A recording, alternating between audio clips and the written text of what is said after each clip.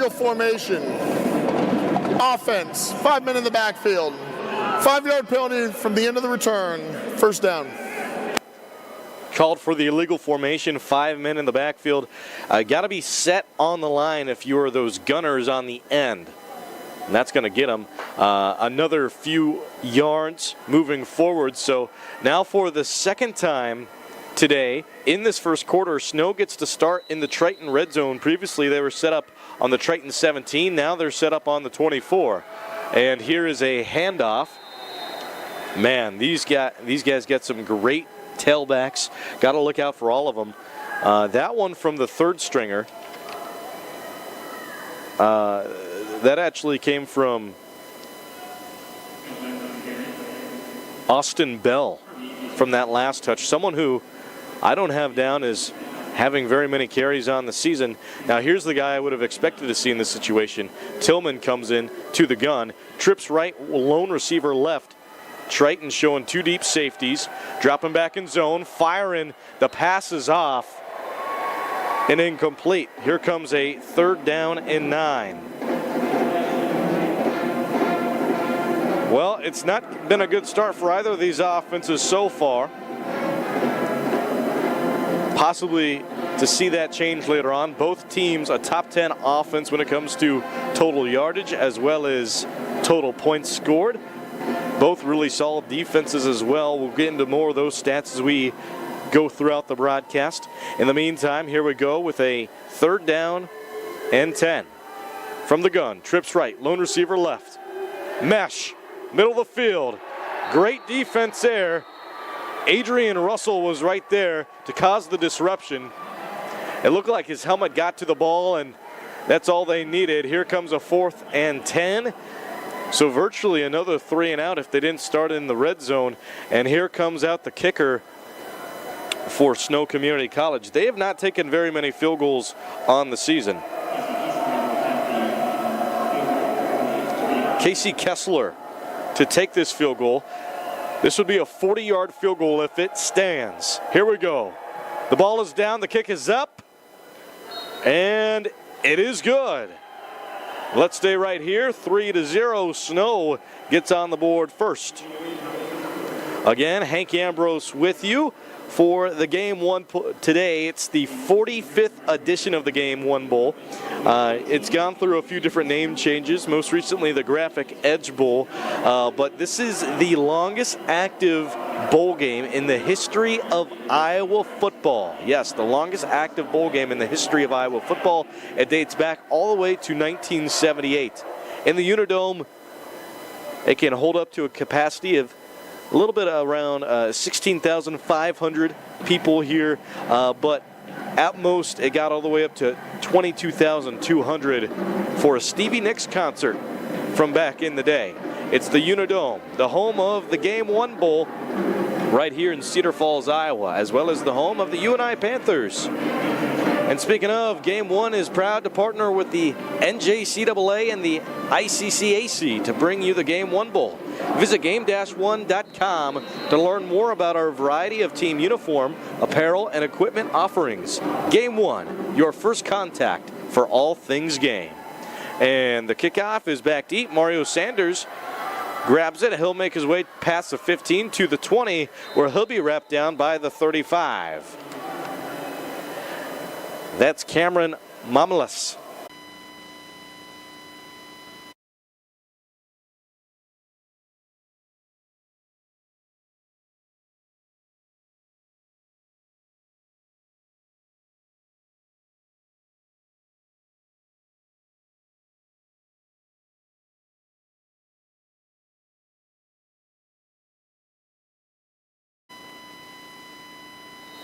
And we're back on some more technical difficulties. Apologize again. Internet issues from inside the Unidome. But wow, what a great spot we're in right now for the Iowa Central Tritons. Going for the end zone. A quick slant to Harold Trainer, it looks like. Yes, it was Harold Trainer, the intended receiver that time. That'll be dropped. Tritons have gotten the true freshman out of Ames, Jalen Lueth, involved from this past drive. He's picked up 40 yards already from this drive alone. He's looking really, really good, and a young promising star for the Iowa Central Community College Tritons. The score is 3-0. 3 minutes and 50 seconds remain. I'm Hank Ambrose with you for the Game 1 Bowl today in the 45th edition. Just the third pairing all time. These Tritons and Snow Community College Badgers are going up against each other. Snow has got both victories. Here's the rollout to the left, to the back of the end zone. Incomplete pass, nowhere to be found. Looks like Pettigrew was the intended receiver that time. But yeah, another stat to note, with the Iowa Central Tritons, head football coach Jesse Montalto, undefeated in bowl games as a head football coach.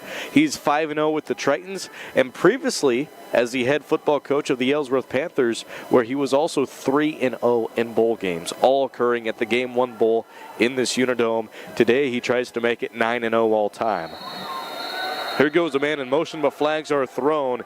There's been a lot of penalties in this backfield, shooting the Tritons in the foot. False start. Offense number 1. 5-yard penalty. 3rd down. And that's a false start against the star player Mario Sanders, which will take him away. 3 minutes, 45 seconds remain. It's 3-0. Badgers lead as the number 5 team heading into the Game 1 Bowl. The Tritons ranked as the number 11 team on the season. Now, big emphasis heading into the matchup is Snow. They love to play man-on-man defense, and they do a great job at it, as has to throw it away that time. Very heavy pressure to the strong side of the field. 4 guys were there to sack Justin Silverstein. Throws it away. That'll be good to set up a field goal coming up with Congolo, Wynn, and Kamba. But as I was saying, 11 different defensive players have gotten an interception on the season for Snow Community College. Big numbers for them and their program. But yeah, about 90 to 95% of the time, they're averaging man-on-man coverage. They don't like to drop back in zone very often. And the next time you see them on defense, you'll notice something pretty unique about those edge rushers. We'll talk about that later. Otherwise, here comes that field goal.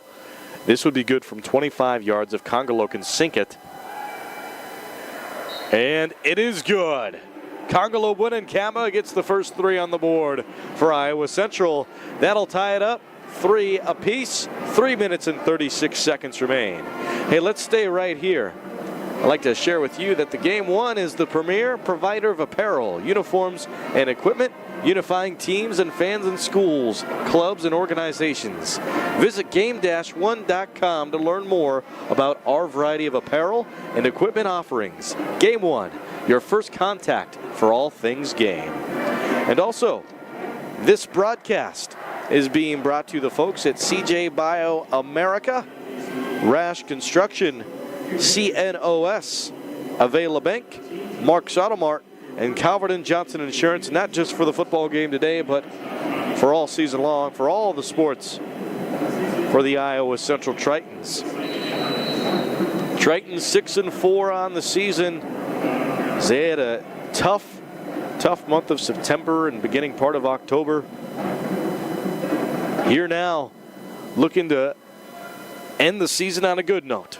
Here is the kickoff all the way to about the 12-yard line. On the far side of the field, ball comes out and heads out of bounds back to about the 25, maybe 26-yard line, where Snow will take over. Last touch by the ball carrier, so it won't change possessions. And we will move forward.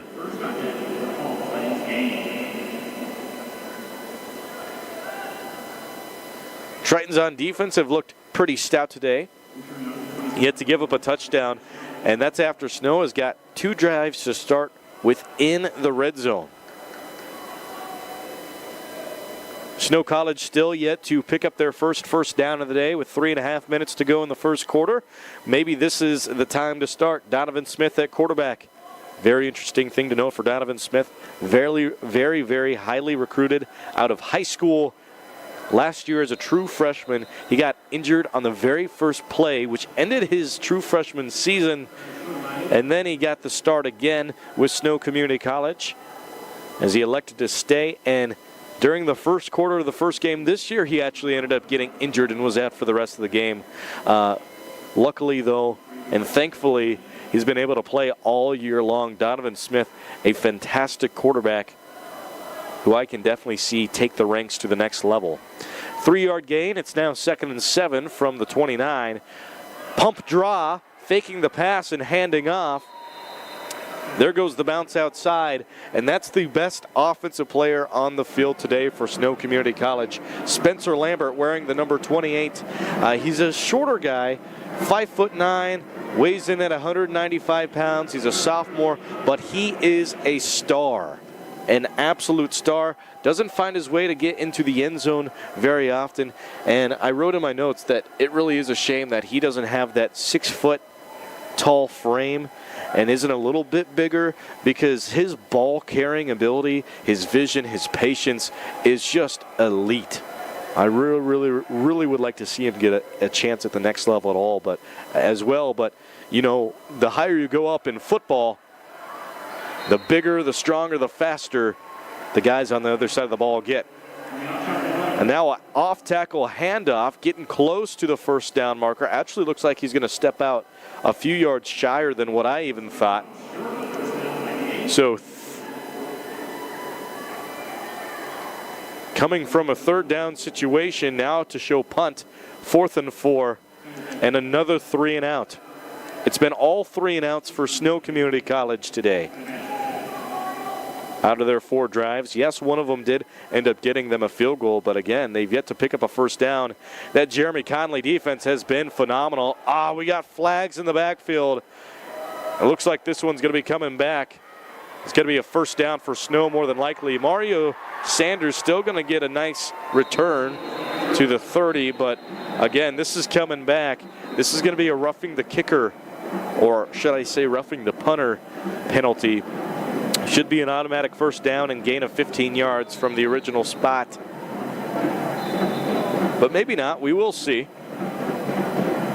I did see some Tritons collide into the punter, though, and you know, those refs, they like to keep it clean and play it safe with those guys, especially knowing when you're not anticipating that tackle, when your goal is to get the ball and kick it away.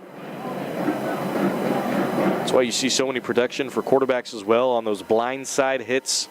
You got to give them a little bit of a leniency. There are 2 fouls on the play. Block in the back. Return team number 11. That penalty's declined. Running into the kicker. Return team number 94. That 5-yard penalty is accepted and results in a first down. As you heard it here, folks, results in a first down for Snow Community College. 1:26 remain, and now the Badgers get a set up on their own 37-yard line. And just like the Tritons, Snow Community College, they're going to run all of their plays virtually out of the gun. Not very many are going to be under center unless you're in like an inches situation. There is a 10-yard box route sent out of bounds. Man, Donovan Smith just hasn't been on today so far. Here comes a 2nd and 10 from the 37-yard line. The Triton defense has looked really good. Again, we saw that interception earlier by Caleb Moore. That was nice. Some confusion by the Triton defense. Do they have the correct number of players on the field? 5, 6, 7, 8, 9, 10, 11. They do. Heard Coach Conley on the sideline scream in to readjust. And a swarm tackle there from the inside zone. The first one there for the Iowa Central Tritons. Looks like it was Big Perry. Let me double check my notes to see. Actually, I got Andre Porter on the first touch there on the tackle, so you can give Porter the tackle. 3rd down and 9, ball on the 38-yard line. Donovan Smith looking for the sideline. And something I notice over there is Snow College and the DC. Desai has brought his guys all the way over to speak with them individually. You can see how much smaller the Snow sideline is compared to the Iowa Central sideline. And another stop. Here comes another 3 and out. And I'm still not going to give them, even though due to penalty, they got the first down. They still have yet to pick up a first down from their own ground running. Got 15 seconds remaining on the game clock in this first quarter, soon to be coming down to an end. Mario Sanders will be the return man back deep, and they can just hold on to this until the end of the quarter if they'd like. Let's see. Well, they will punt it with 1 second to go. The punt is sky high, headed back to the 20. Sanders gets the grab and moves forward just about 2 yards before he's wrapped down. Well, the Triton offense will be taking the field, but first we'll throw it to a short one and be right back in 30 seconds right after this. Stay here for more of the Game 1 Bowl on Triton Nation. CNOS is proud to be your orthopedic and sports medicine providers. You can visit our clinic knowing you will receive the best orthopedic care in the area. Located at Unity Point, we offer quality care to address any bone or joint problems. We are committed to providing the best possible care to the communities we serve. CNOS, proud sponsors of the Iowa Central Tritons.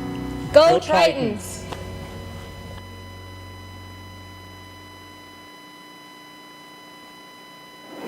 Triton Nation, we're back in the Unidome. I'm Hank Ambrose with you for one last ride.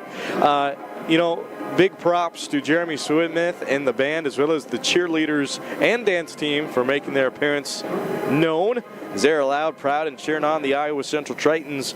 Just got through the first quarter of play, 3-3. About to start the second quarter in just a moment.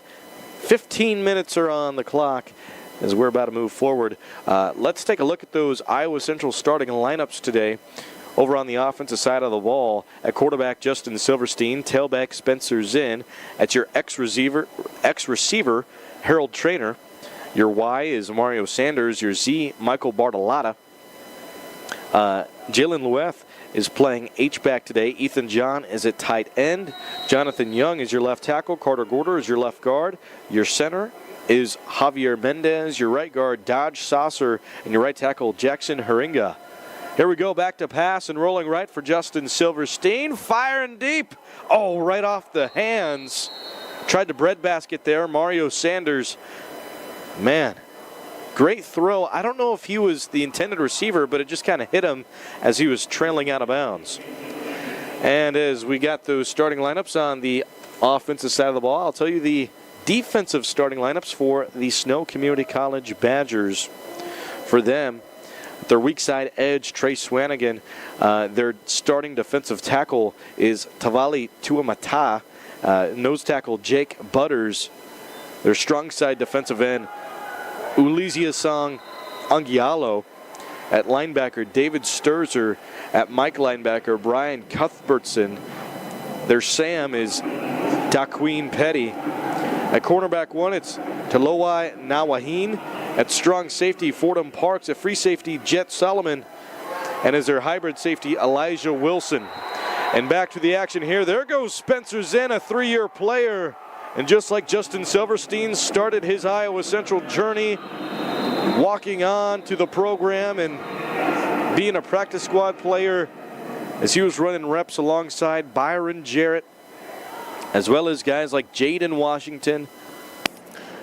Illegal substitution. Defense. That penalty's decline. Result of the play. First down. You heard that penalty there, the illegal substitution. But as I was saying, 2 3-year players for the Iowa Central Tritons. This is their first full-fledged starting season. The Iowa Central Tritons returned no starters last year. Besides their kicker and punter, who would be Colbin Miller, a punter, and Congolo Buenancamba at kicker. Now, not only does Colbin Miller play as the punter, but he is also an outside linebacker, and you can see him at a bunch of jumbo packages as well as running on the kickoff. A 3-way player, no doubt about it, Colbin Miller. There goes an inside handoff, doesn't go anywhere, gets clogged up actually for a loss of a yard. 2nd and 11. Here's a Cadillac formation now, doubles left, lone receiver right, and 1 deep safety. Showing the 3-4 look on defense. Handoff, Jalen Washington. Juke move over the middle of the field on the way to the 45-yard line. He should have enough for another Triton first down. And that's right, he does. Another Triton first down will get them moving again. That last offensive drive the Tritons had was so impressive. It only ended in 3 points, but stopped inside the 5-yard line. They went over 80 yards in total. And this is new beginnings and a good sign of life of what could come for a big offensive flurry in the second quarter. And another big rush, this time from Spencer's in. There goes a gain of another 15 yards. Spencer's in. It's a 1-2 punch in the backfield now. 12 minutes, 45 seconds remain. Tritons approaching the Snow red zone. Another free safety in the backfield. And there goes Snow showing the 3-4 look. Handoff's in. No! Faked it. There goes Justin Silverstein. Gets his way to the 20-yard line. Should have enough for another first down as the Tritons go with a three-peat. All 10-plus rushing plays, all first downs from the bunch, and each of them a different running back from each time. Justin Silverstein, Jalen Washington, and Spencer's in. Tritons with the hurry-up offense officially in the red zone now. Doubles on each side. Here's the man in motion. Looking left, the fire. They'll get over to him. Trying to run forward. He will be stopped. The swing pass complete that time to Jaquez Hall. And gain of 3. Here's a 2nd down and 7 now. Ball on the 17-yard line. Tritons looking closer and closer to picking up that first touchdown between the opponents today in the Game 1 Bowl, the 45th edition of the Game 1 Bowl. Another man in motion. Crossing over as the H-back. Here's that halfback stretch. Running hard. Looking to move. Plowing forward. Holy smokes. That was a whole hammer. On the carry that time, Adriel Fussell. And another Triton first down. This time it's 1st and goal. In the pistol. Hang on now. We're going to call the play dead. Looks like a timeout. Prior to the snap, Snow takes their first charge timeout of the half. So Snow is going to go ahead and take a timeout there. Let's keep it right here. Iowa Central Tritons again in back-to-back drives, looking red hot. Scores 3-3, 11 minutes, 10 seconds remain. If you just joined us, I'm Hank Ambrose with you for Triton Nation's coverage of the Game 1 Bowl. We got some special guests joining us for the broadcast later on in the program. One of them being President McDonald of the ICC-AC, and also expecting to hear word from the athletic director, Coach Kevin Twait. That's later on in the broadcast. For now, as we wait throughout this timeout put on by the Snow defense, I have some more scouting. When I looked over their film for about 2 weeks since knowing about who the Tritons would be playing in the Game 1 Bowl, some of the things I saw is how much they opened up on man-to-man. They love to press those receivers straight away. You give those guys 3 yards, those first 3 yards, and defensive backs can do whatever you want to those wide receivers, tight ends, or running backs that line up outside the line. Again, 3 yards is the rule. So that's a big one, jamming those guys. Also, how light those edge rushers are on their feet. Now, I haven't seen too much of it today, which is surprising. I've seen it in each of the other games. But let's see how they line up coming off of this timeout, because in the past, those edge rushers set up on the right tackle and left tackle, they're usually lined up as if they're defensive backs or even runners. And they are lined up. You see them right there, completely on their feet. They're not down in a 3-point or 2-point stance. They're standing straight up. Here comes that rush. Open lane, halfback counter. Fussell is going to lose his footing. Still has a gain of 3 yards, it looks like.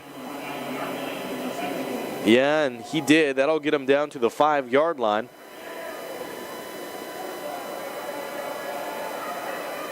And it says 2nd and goal, but is that correct? 2nd and goal? Yeah, that would be right. Second and goal, ball on the 5. 10.5 minutes remain. We have Twins over to the strong side of the field. Ethan John is in as a tight end to the weak side. Here's another stretch again from Fussell. He's been the go-to back in the red zone so far. So now we've seen a combination of 4 different tailbacks in taking carries for the Iowa Central Tritons. There goes another gain of 2. Third and goal, ball on the 3-yard line. What will the Tritons come out in now?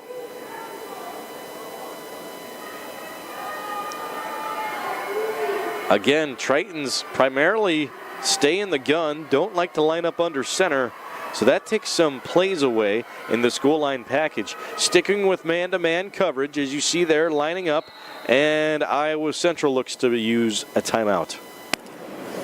Iowa Central takes their second charge timeout of the half. And you know what? Let's stay right here again. I still have some stats to go over with you.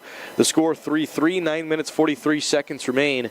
The Iowa Central Tritons just used a timeout. I have some team stats that stick out to me when scouting the Snow Community College Badgers. Some of the biggest ones. They're averaging 35 points a game, and they're only giving up 15 points a game. That is fantastic. A very balanced offense heading into the game. They've had 101 rushing attempts and 133 passing attempts. Now for their passing yardage, it's awfully short. They're only averaging 7.2 yards per attempt when it comes to passing. Now interceptions is a big one. They're one of the best teams in the country when it comes to forcing turnovers. 15 turnovers. 15 interceptions, 11 forced fumbles. That's a total of 26 on the season. That is incredible. Also with a huge kick return average of 21 yards per return. And then another one that I thought was pretty poor that stuck out to me for Snow College is they don't do so well in the red zone. 31 of 47 for red zone scores. Just 3 of those have been good for field goals. The other 28 have resulted in touchdowns. So what that tells me that if they're in the red zone, they're going for it on 4th down. Maybe that first quarter field goal was an anomaly, but we will see moving forward if they go back to their roots. Here's the fade route on the weak side of the field. It's caught. Touchdown, Tritons. Wow. Great grab, great communication, and that's what it boils down to, the communication. Justin Silverstein rifles it over to Javonte Williams off a 3-yard fade route. The Tritons have gotten so many players involved on offense today. It's been incredible. Javonte Williams now making a catch. I have 5 different receivers getting involved and 5 different tailbacks getting involved in a carry. That's incredible. 9-3. Here comes the PAT. The kick is up. And it is good. 10-3, 9 minutes, 39 seconds remain. We're going to take a 30-second break and be back right after this on Triton Nation. We're CJ Bio. In 2012, we opened the only biomanufacturing plant in North America right here in Fort Dodge. Now employing over 200 people in the local area, we've had amazing success in lysine production as an environmentally friendly animal feed. And just as important as our business has been the warm welcome of the Fort Dodge community. We here at CJ Bio want to thank the people in the city of Fort Dodge for giving us the best of all things, a wonderful home. CJ Bio, amazing people, amazing community. Back to all the action for the Game 1 Bowl on Triton Nation's YouTube channel. My name's Hank Ambrose with you. A special guest joining us to the broadcast today in just a little bit is President McDonald of the ICC-AC. As he's joining us right now, matter of fact, as we'll continue with the video for the play-by-play coverage.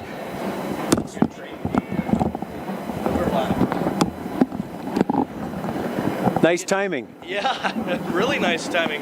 Tritons just scored 10-3. Again, we're with President McDonald of the ICCAC. This is my first time meeting you. It's an honor to Nice to meet you. Great job. Just call me, I'm the commissioner. I'm way down the food chain. Oh, no, not at all. Hey, thank you so much for joining us today. 45th edition of the Game 1 Bowl. That is incredible. And we just get better and better matchups every single year. The rankings go up every single year. I'm sure that has to do with it as well. But first off, how are you doing today? Good. I got a lot of miles on these on my phone, I'll tell you that. I don't think people realize where you're at when you're watching this game and you're producing it. Well, it's a long ways up from the field. It is a long ways up from the field. I'm used to being closer to the sideline. But again, a beautiful, historic stadium. 1976 was when this was constructed. 1978 was the year they had the very first Game 1 Bowl. Now, it has gone through different monikers and such, but 45 strong years, that's the longest active streak for an Iowa football bowl game in the history of all of Iowa sports. And why do you think that is? Well, it's easy. Our presidents are unbelievable, and they commit to this event. Our athletic directors are unbelievable. We're lucky that, I mean, if I'm biased, I know, but if we're not the best conference in the country, we're tied for first, and I think it goes, our coaches, our ADs, our presidents are all committed to opportunities. Even the snow president last night at our banquet talked about just opportunities for these young men and women in other sports, and what it means to be a student athlete. And it was interesting to listen to the head football coach at Iowa Central, and also the athletic director and the president that spoke about how good at kids, student athletes, young men that these guys are from Iowa Central, and I know they are from Snow too. So it makes it easy, but the biggest one starts at the top of the presidents. Their commitment to this thing and making it a success financially. Graphic Edge before, and then now Game 1.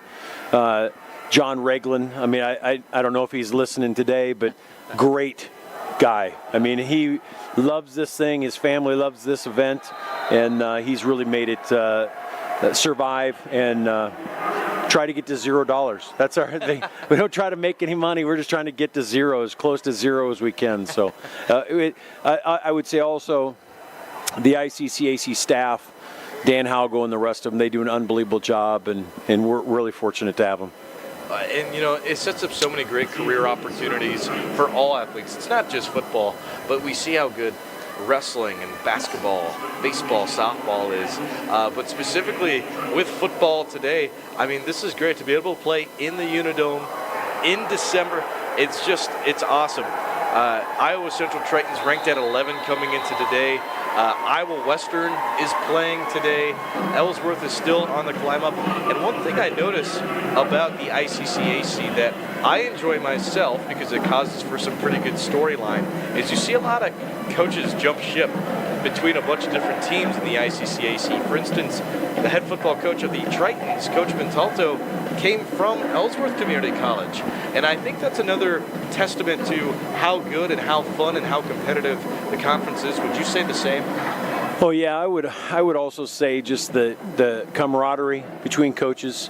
When I talk about opportunities for a student athlete, these coaches, it's all about opportunity for them too. I mean, some of them aspirations to be an NCAA Division I coach, Division II, Division III, NAIA. I mean, they're doing everything they can to get to where they want to be, their dream.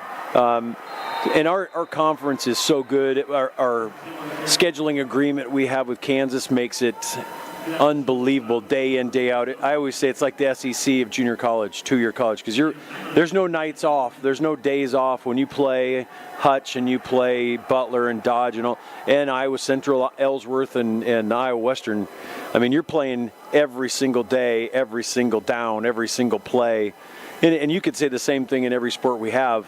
I mean, if you look at a new sport that's it's growing like crazy, is women's wrestling. Oh my gosh. And the success that our student athletes have. We won the national championship our first year at Indian Hills, but I think that's indicative. It's everything we do, our schools are trying to be the best at, and not just their best, but the best in the whole country. And if you look at women's basketball Division II, I think we're number 1.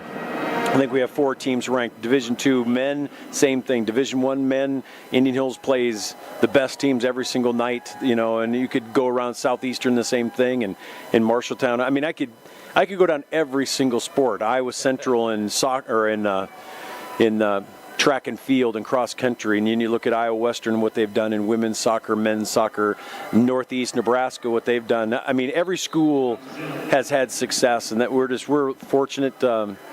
Our days go really fast. What we do and what we get to work with and who we get to work with, and we feel very fortunate. Again, that it always goes back to our presidents, because they're so good and so forward-thinking and committed to the student athlete. Which I'd love to ask you, by the way, you brought up the Jayhawk Conference and the play-in schedule for football. Could you share with us that process and what that looks like? Well, it's interesting. Anytime you have a scheduling agreement or a conference or an alliance or whatever you want to call, that was a heck of a catch right there. Oh my gosh. Wow. If it It just did, out of yeah, bounds. just out. Holy smokes. So what we did, I don't even know how long ago it was, maybe 8 years ago, 7 years ago, we'd met with the old commissioner, Bryce Roderick, and we were really just looking for games. When it got down to 3 teams, we lost North Iowa Area Community College in football. We were just looking for games. We were going to play our schools twice, home and away, and then play 2 of theirs and have kind of a hodgepodge. And by the end of our meeting, we're looking at a whole scheduling agreement, alliance, whatever you want to call it, a conference type of situation. And so now we're fully entrenched in playing everybody in Kansas, and they're entrenched in playing everybody in Iowa. So it's a really good thing, and hopefully it continues, and for a long, long time. There we go again. Awesome, wonderful touchdown. That's Michael Bartolotta with the score. A walk-on student showed up at one of the camps, actually, and said, "We got to sign this kid." That was direct quote from head football coach Jesse Montalto. We've seen him all over. He's an all-region player from this year. Again, hasn't played any JUCO ball until this year. Just made that really nice grab off the box route, cut back inside, and now look at this. He's holding the kick down for the place kicker, Congolo Buenancamba. That's kind of an example of what our conference is about too. Is you never know who's going to make it, who doesn't, who comes out for the team and makes it and excels, and where they go next. Maybe they go on to a Division I school, Division II, and that's a great story right there. Oh, and you see so many of those.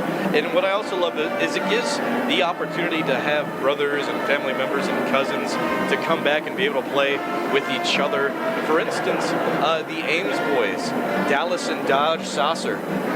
Dallas, who is a phenomenal high school quarterback, he's a freshman this year, and the Dodge Saucer, who is a starting right guard for the Tritons, both played for their dad at Ames with the Little Cyclones. Dodge actually spent some time with Iowa State University, decided he wanted to play with his brother, and now he's not only an all-region player, but he's an ICC AC right guard of the year. First team All-American. Wonderful. Well, there's going to be a lot of those. When the final All-American team comes out, I'm sure Iowa Western will be represented well. And if this game keeps going like it is, it will give a lot of credence and a lot of support and for getting Iowa Central players on that All-American team too, just because of when you can play cross-division or across the country like Snow does a lot. If you look at their schedule, they play all over the place. Yeah. Miami, the Northeast, Texas. So if you as in Iowa Central can make a great showing tonight or today and kind of prove that you've kind of fit or you're maybe better than 11th. And when I'm on the Division I football committee, on the voting committee, and I just look at they got beat by Hutch, they got Iowa Central, and then they got beat by, I think, Butler, and they got beat by Iowa Western, and there's 3 unbelievable teams. And so when you're holding, return team number 29, that penalty being enforced half the distance to the goal from the end of the run, first down Snow. But it just shows you how tough their schedule, all of our schools, how tough it is, and if you can survive it a little bit, just weather the storms, how much better you're going to be, and then being able to come out like in this game and prove where you really fit. knock on wood that it ends up in the right side or it plays out like it is now. And you can all of a sudden, when the final rankings come out, I think we have a ranking call on Monday morning. When that happens and all of a sudden you're 11, they're 5, so then where do you end up, you know? Yeah. So it's a great thing. It's a great feather in the cap as the season ends. It is. One last question for you before I let you go, President McDonald, is so again, this is 45th year for the Game 1 Bowl. The ICCAC has been phenomenal for the past decade plus.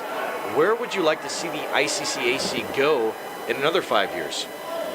Oh, that's a great question. I talk to our staff all the time about, you know, when I first got hired, it was just really officials. That's all we really did. And we kind of keep building on.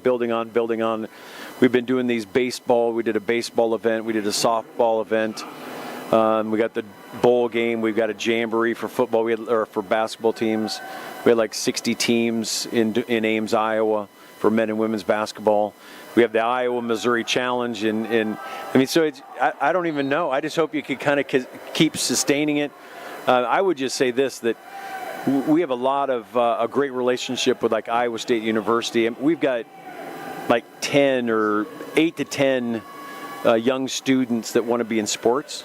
And they learn what event management is, what governing is, what just all the behind the scenes, what it takes to put on things like this. And we're really fortunate because if we didn't have them, it'd be really tough to pull off what we pull off. And at the level, I can guarantee you one thing. I really have one strength. My one strength is I can identify really smart people, and and all of ours are really smart. They keep me young. They help me get better at things, and they're really smart on the computer, and they work hard, but they work smart too. So it kind of helps me. But I would say that just continuing to see the needs of our coaches, our institutions, our presidents, and try to fit or fulfill their needs. I mean, maybe there's a track thing or a cross country or men's wrestling. You know, I mean, who knows? Who knows what's next? You know, what sport's coming up? I mean, I look at what Iowa Central has on the side of not just varsity sports, but club sports and all those things, and the transition between emerging sport and a club sport. You look at esports now, what that means. I'm up there. I'm impressed by the rugby players that are helping us with the ticket booth and programs. And maybe that's the last thing I say to you is this: I'm impressed with the kind of student athletes, young men and women that we have in our conference. You know, you always have that stigma of junior college, 2-year college, and that's ill-founded. It doesn't even make sense. But the kids we have, I mean, they're there. Maybe they have. There's a reason they're there, but some of their reasons are they want to play at the next level, and maybe they didn't get recruited at the level they wanted to play at, and it's just they want to take advantage of that process again. Other ones maybe have academic issues, things like that. But our schools are so good that they prepare them for the next level. So that didn't answer your question at all. But I would just say that we're really fortunate. Well, sounds good. Again, President McDonald has been our guest today of the ICCAC. Thank you very much for joining us. Thank you. I heard you have Kevin Twake coming up in the second half. Possibly. I can guarantee you he'll be a lot more exciting and more informative than I am. So. No, you were wonderful. Thank you for having me. And thank you again. All right. Have a great day. Hey, you as well. That was the president of the ICCAC, President McDonald, joining us for the program.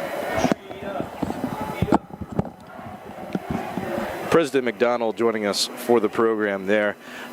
If you just joined us, yes, this is your coverage for the Game 1 Bowl today, the 45th edition. I'm Hank Ambrose with you. Big touchdown score from Bartolotta and another 3-and-out. Again, Snow Community College yet to pick up a first down from their own ground running. This Triton defense has been phenomenal.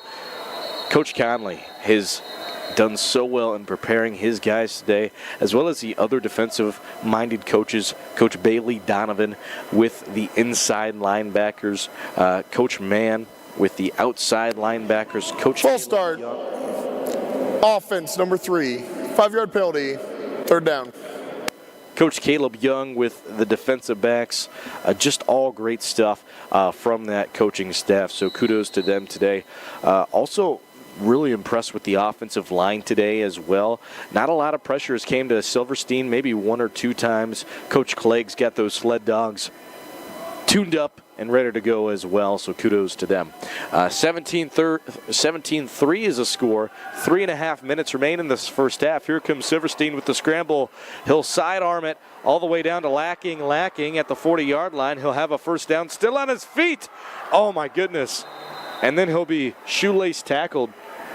If he stayed up there, he would have been able to switch direction and maybe even take it to the house. That was phenomenal. And how about the improvisation of Justin Silverstein to again pick up a first down on a crucial play there. 3 minutes remain. The clock is winding down at 17-3. The number 11 school is over on top of the number 5 school right now. And then they'll come out in the pistol. H-back in the set. Doubles right, lone receiver left, 1 deep safety. Here's the handoff. Jalen Washington on his feet, tackled in the backfield, looking for a loss of 2. They'll bring him back to the 40-yard line on the Snow side.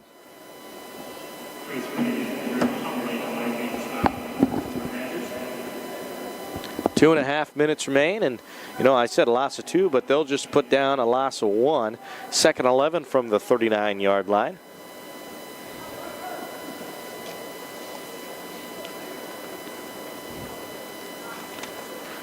And I have some team stats to share with you after a little while for these Iowa Central Tritons that really stuck out to me, as well as the starting lineups for the defensive side of the ball and the offensive side of the ball of Snow. Uh-oh, big trouble here.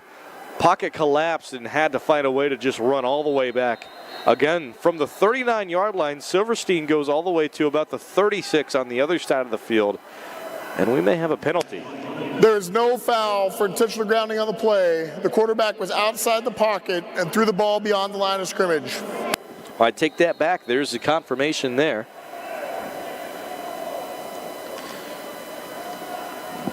And that's always good to have. Intentional grounding. Offense. The ball did not cross the line of scrimmage. That'll be a loss of down at the spot of the foul. 3rd down. Oh, well, there you go. Retake. Got to cross that line of scrimmage for it to stay. Otherwise, now that's going to be coming way back. Look how far this is. The line to gain is at the 38-yard line. You're standing on your own 42. How far is that? That's 3rd and 23 coming up. Goodness. Yeah, 3rd down and 23. Well, the largest gain the Tritons have had today was just shy of 40 yards. Can they get close to 25? Trips right, a 4th member over there, but they'll fire to the lone guy left. Pettigrew just out of reach of him. And that was towards the first down marker. There you go, 4th down and 30 coming up. And the punt unit will come out as well.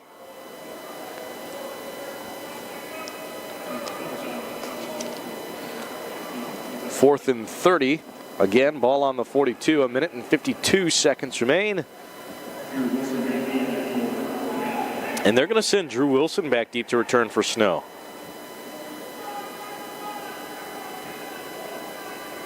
See this snap. Good to Miller. Miller gets the punt off to the 34, bouncing to the 20. 18-yard line is where it'll be returned from, and a gain of maybe a yard. And now we can go through the starting lineup of the Snow Community College Badgers. At quarterback, the number 1, Donovan Smith. At tailback, A.J. Tillman and Spencer Lambert really use that 2-back system there. At tight end, Samson Poe. At the X receiver, Avo Shotomide. At your wide receiver, Jared Wilson. Your Z is Tyreek Carter. Your H-back, Amir Magruder. Left tackle Seth Wilfred starting at left guard today in place of Nate Fuckfingal, who had a season-ending injury this past Monday at practice. Derek Burton starts at left guard in his place. At center, Romeo Tiumalu. At right guard, Lake Kolamalu. And at right tackle, Sion Tai.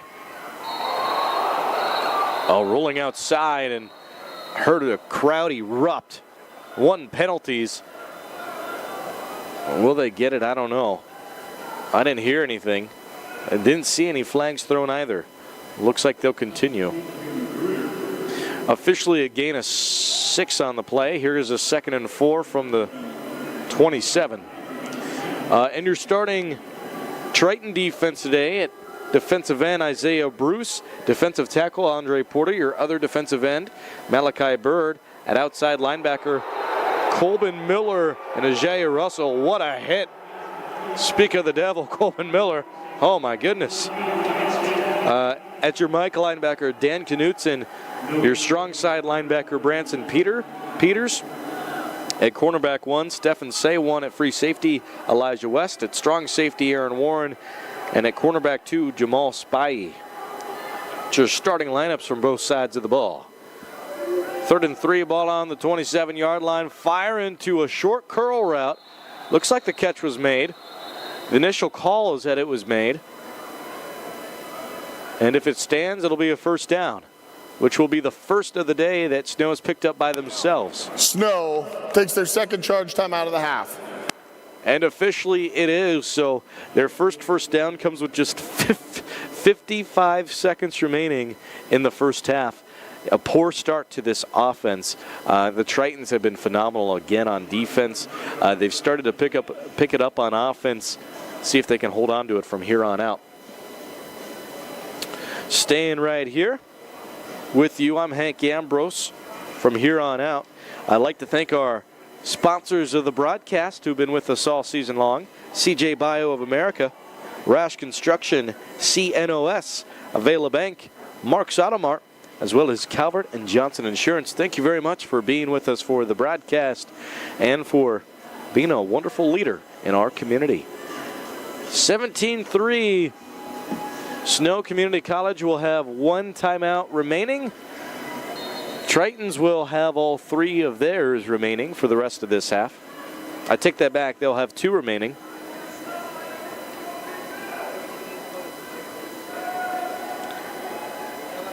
And here they come, out to take the field. See if the Tritons change their look up at all. Showing a 3-4 look now in zone coverage. You see these 4 backers across the middle of the field and 2 deep safeties. And the corners aren't pressing. This is cloud coverage. They're expecting something deep here. They don't run anything too deep. Actually, oh my gosh. Now, I don't blame them, but talk about running away from a freak of nature. Colbin Miller backs the receiver away. And what originally looked like would have been a gain of like 5 yards, brought back to the original line of scrimmage. Gain of nothing. Oh my goodness. And that came from the other side of the field too. You see Colbin Miller line up in the slot over on the strong side rather than the weak. 2nd and 10, here we go. 30 seconds remain. Snow is on offense in the white and orange. Tritons in the blue. They lead by 14, 17-3. The wrap up and bring down by Aaron Warren. It's going to be a short gain of maybe 2. And looks like Coach Erickson's going to take another timeout. So how about we take this one with Snow Community College. We'll be right back to close the first half and see how everything else will pan out right after this on Triton Nation. We're CJ Bio. In 2012, we opened the only biomanufacturing plant in North America right here in Fort Dodge. Now employing over 200 people in the local area, we've had amazing success in lysine production as an environmentally friendly animal feed. And just as important as our business has been the warm welcome of the Fort Dodge community. We here at CJ Bio want to thank the people in the city of Fort Dodge for giving us the best of all things, a wonderful home. CJ Bio, amazing people, amazing community. And back to play-by-play duties on Triton Nation's YouTube channel. I'm Hank Ambrose with you for the 45th edition of the Game 1 Bowl. Big storylines today. head football coach of the Iowa Central Tritons, is trying to make his all-time bowl game record 9-0. He's got 3 wins with Ellsworth Community College, which was his intro to being a head football coach. And then he switched over to be with the Tritons. Been with us for the past 6 years now. This is his 6th year. He's won the last 5 in a row for the Game 1 Bowl. Let's see if this will continue the streak. A good start so far. 17-3. Snow has no more timeouts remaining. Tritons have 2 remaining. Back to pass. Looking right. Stepping up. Rolling around the pocket. Has to let it fly. And it's going to bat down to the ground. Something else I learned in a pregame report, as well as talking with some of the coaches, is that Snow Community College has now lost 5 starting offensive linemen on the season. 5. And one of them being their left guard,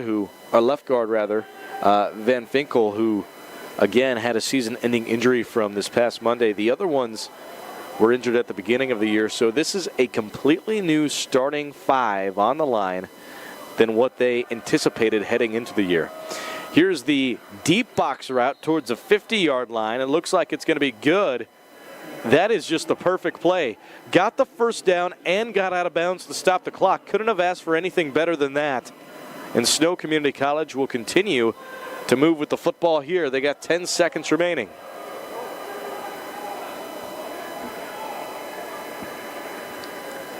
In the gun, doubles on each side. Tritons are showing 4, a 4-3 look. Also in cover 4. Back deep, fire over the middle of the field. Catch is made.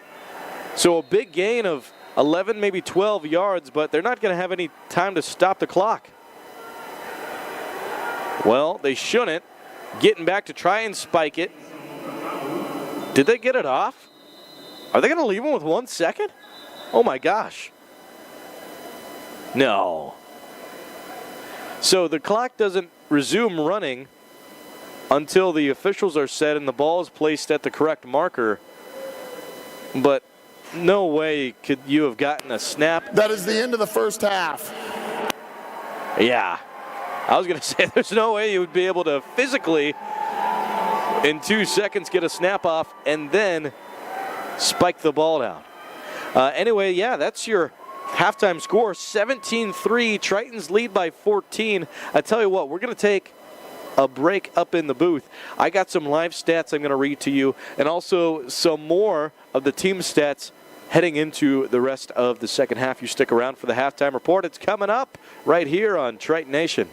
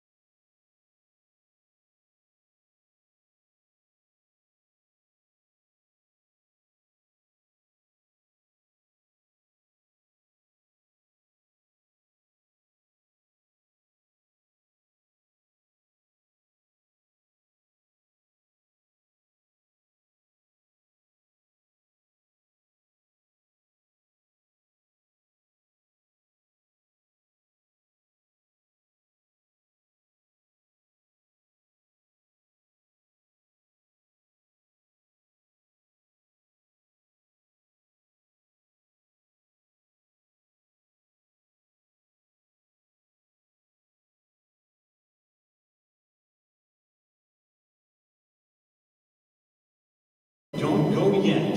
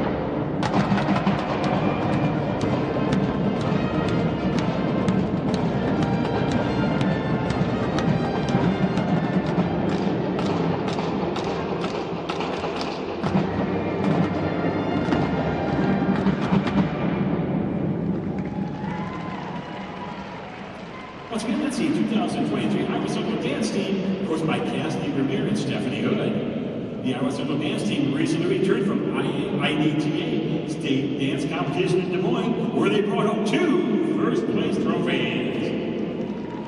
To finish their show theme, feel free to sing along with a Triton Marching Band to the Billboard Top 11 single by Megan Trainor. This is Made You Look.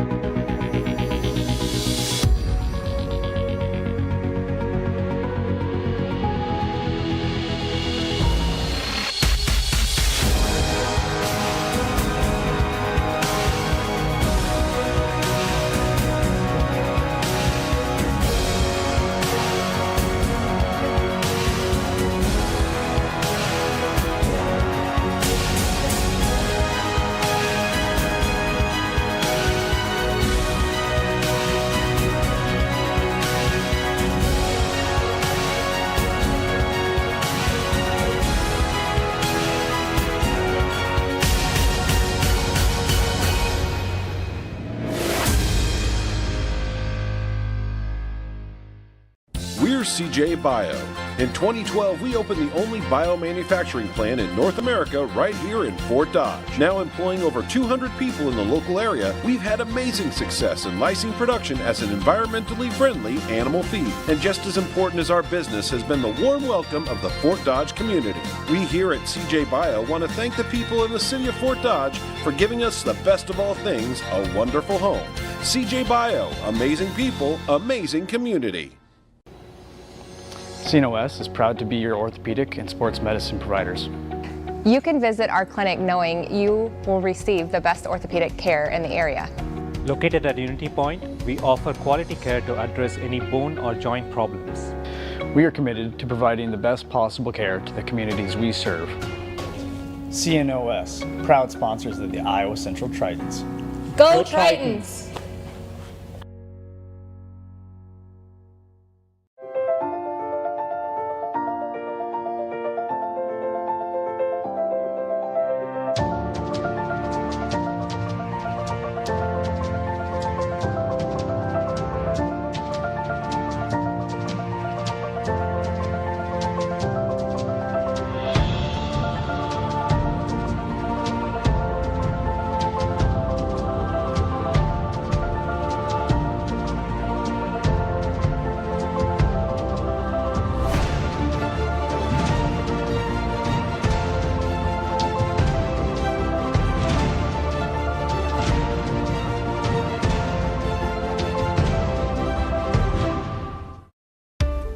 It's a new day at Decker Truck Line, and for professional drivers, an exciting time to come to work. You are giving every bit of respect, treated like a family member here. When you call in, your dispatcher knows your first name. They ask you how your day is, how your family is, and so forth. It's a great place to work.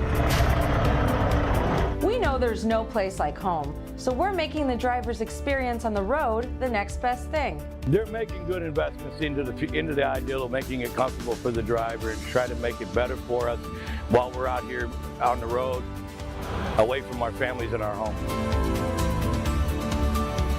Decker is now equipping all over-the-road trucks with spacious upgraded interiors, APU, power inverters, refrigerators, and microwaves. Drivers can enjoy their meals in comfort with flat-screen TVs connected with DirecTV by EpicView, offering a full lineup of channels as well as premium channels and the NFL Sunday Ticket. With a DVR to record your programs, you won't miss a thing while you're on the road. It really is like a hotel room on wheels. Every comfort and luxury that you have at home. 34-hour restart would be very easy.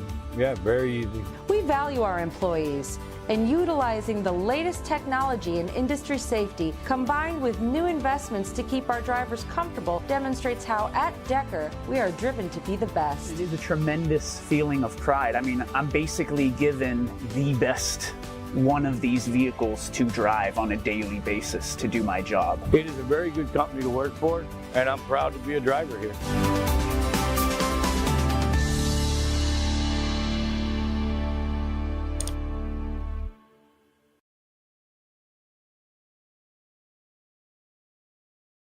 For trusted work on your next project, choose Rash Construction. A third-generation, family-owned company, Rash Construction has been proudly serving Fort Dodge and surrounding areas for 70 years. We specialize in excavation and grading, site utilities, site planning and development, and GPS grade control. From private and public projects to larger-scale commercial projects, we have the knowledge, experience, and technology to get the job done right. Rash Construction. Safety first, last, and always.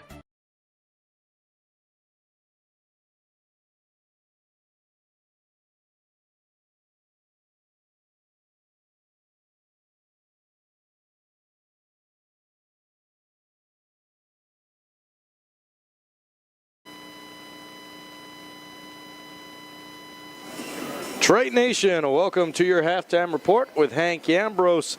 Pleasure to be back with you. Just saw the final band performance of the season. I got to give a huge shout out to Jeremy Smith and what he does for Iowa Central, for all sports, the band, the musicians, the cheer, the dance team. He is so wonderful in what he does when it comes to directing and conducting. Every single year, they are top notch. And again, it's too bad that that was the final one of the year, because I love that band for that halftime performance. Just wonderful, especially with the Jimmy Buffett theme this year. Big fan of that. Anyway, back to the halftime report. I'd like to tell you that Game 1 is proud to partner with the NJCAA and the ICCAC to bring you the Game 1 Bowl. From our partnerships with teams and organizations to our work and dedication to the communities around us, we never stop striving to help you take on every day, season, and competition with excitement and purpose. Game 1, your first contact for all things game. Visit game-1.com to learn more about our apparel, equipment, and fan gear offerings. Let's go. And I also have the live stats for you as well in this halftime report. I got to say, what Coach Conley has done today for the Iowa Central Tritons is second to none. This is the best coached defense I have ever seen in a single game, in a single half in my entire life. Snow Community College is supposed to be the best offense the Tritons have seen all season long when it comes to what we saw earlier in the year, as well as just overall statistics and what other teams have seen, and the way that they have dismantled them to only 2 first downs in the first half. Now, one of them, 3 technically, one of them came from a penalty roughing the punter, but other than that, incredible. And that first down didn't come until 55 seconds were remaining in the first half, and then they got one right at the end there on 4th down. This defense has been phenomenal. If I were to give an MVP award away, it would be to Coach Conley, the defensive coordinator of the Iowa Central Tritons. And speaking of that defense, let's take a look at what they have allowed the Badger offense to do. It hasn't been a whole lot. Donovan Smith for the Badgers, 10 for 19. He's thrown 1 interception. He's got a 52.6 completion percentage. He leads the nation, by the way, in completion percentage. He's up there at about 66. Like I said in this first half, just at 52.5%. He has only 45 yards. His longest has gone for 13. He has struggled, certainly. McGruder has 2 receptions and 15 yards. Piatow has 1 reception for 13 yards. Shadam Die has 4 receptions for 9 yards. And Wilson has 1 reception for 8 yards. For rushing for the Badgers, they've only handed the ball off to Lambert 6 times. 6 attempts, only 6 yards gain. A net of 4, he's averaging 0.7 yards per carry. And he's also the only back who has back-to-back carries, or more than 1 carry, I should say. Smith, Bell, Tillman, and Carter all have only 1 attempt. The only one to have positive yardage from that is Smith with 9 yards. That means that the Tritons have held, again, one of the best teams in terms of offense. In general, really, they're the 5th team in the country and probably should have made the top 4.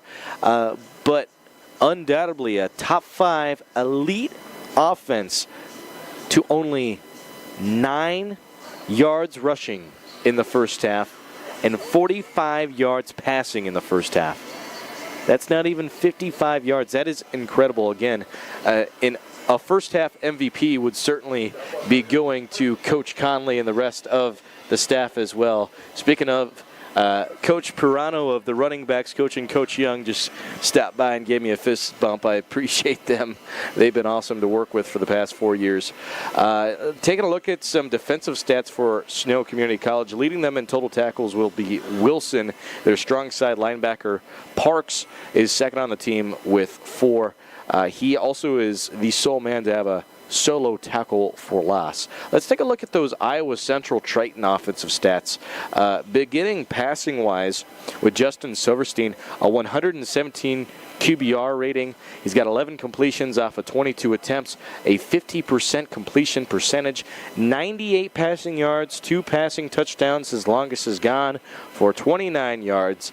Leading the team in yards when it comes to receiving-wise, it's the true freshman out of Ames, Jalen Lueth, who really didn't get any varsity time until the final 3 games of the season. Lueth has been money, though. Really came alive that first drive that the Tritons had success. Now, keep in mind that the Tritons didn't play the full first half on offense with success.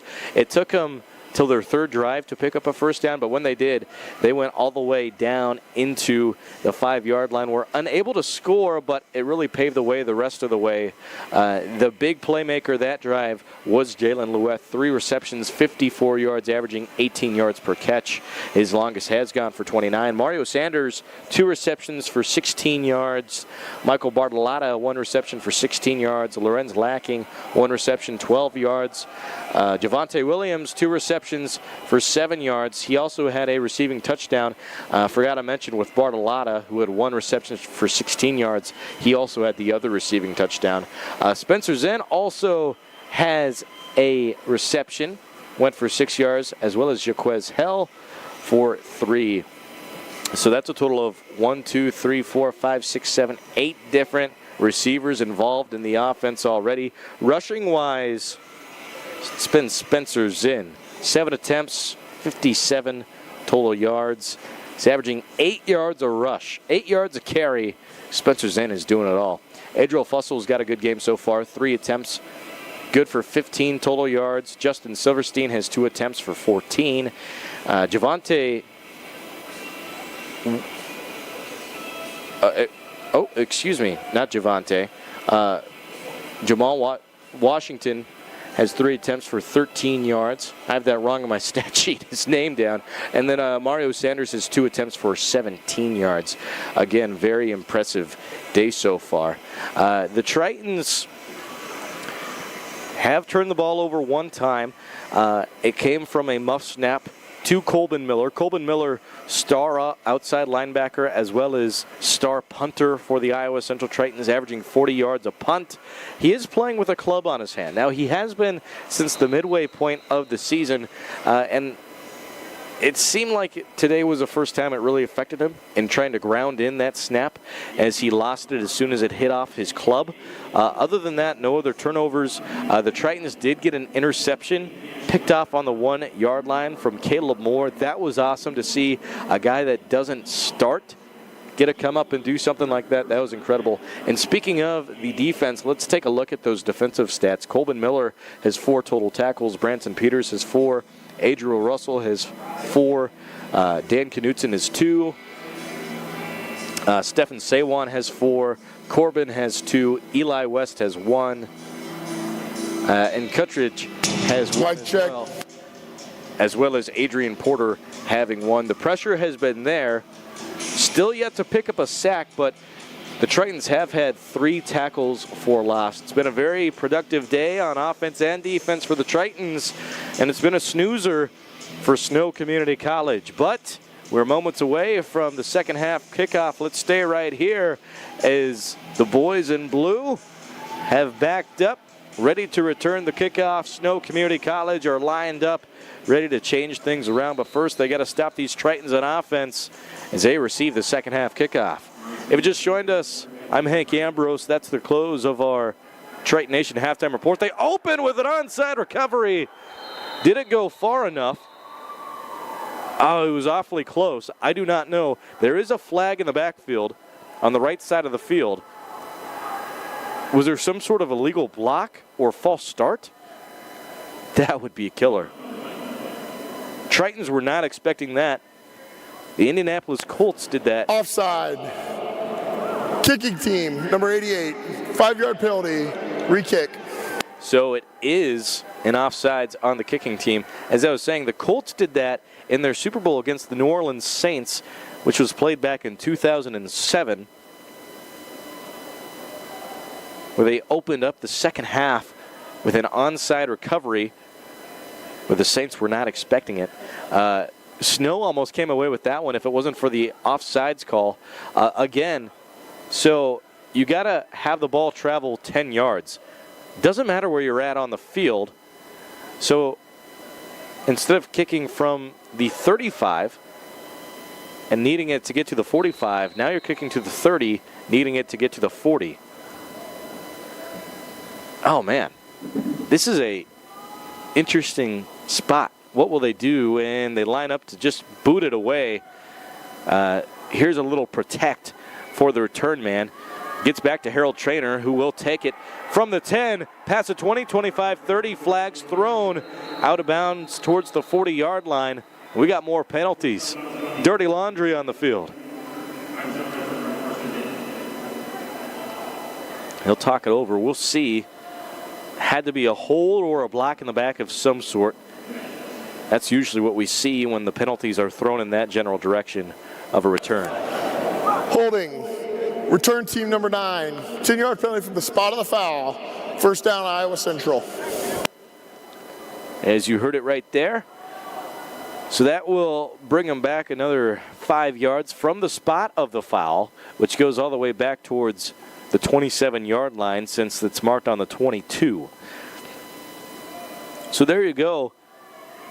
A pretty weird start to the second half, despite it ending up in a pretty neutral spot, or a common spot. First and 10, Iowa Central in the pistol. Ethan John in at blocking back. Handoff for Spencer Zinn. He's got a big hole. Oh, but he slipped over himself. That's too bad. He had a nice room to run. Again, tripped over himself, went right into the Mike linebacker. That's Cuthbertson, who got the tackle, the opening tackle of the second half. Second down and 5, ball on the 27. 17-3, Tritons open up the second half with the ball and the lead. Back to the pistol with, no. I thought it was a handoff, got me faked out. And now with the catch and run, a flag is thrown. Did he step out of bounds and then come back and make the catch? Is this illegal touching? This might be illegal touching.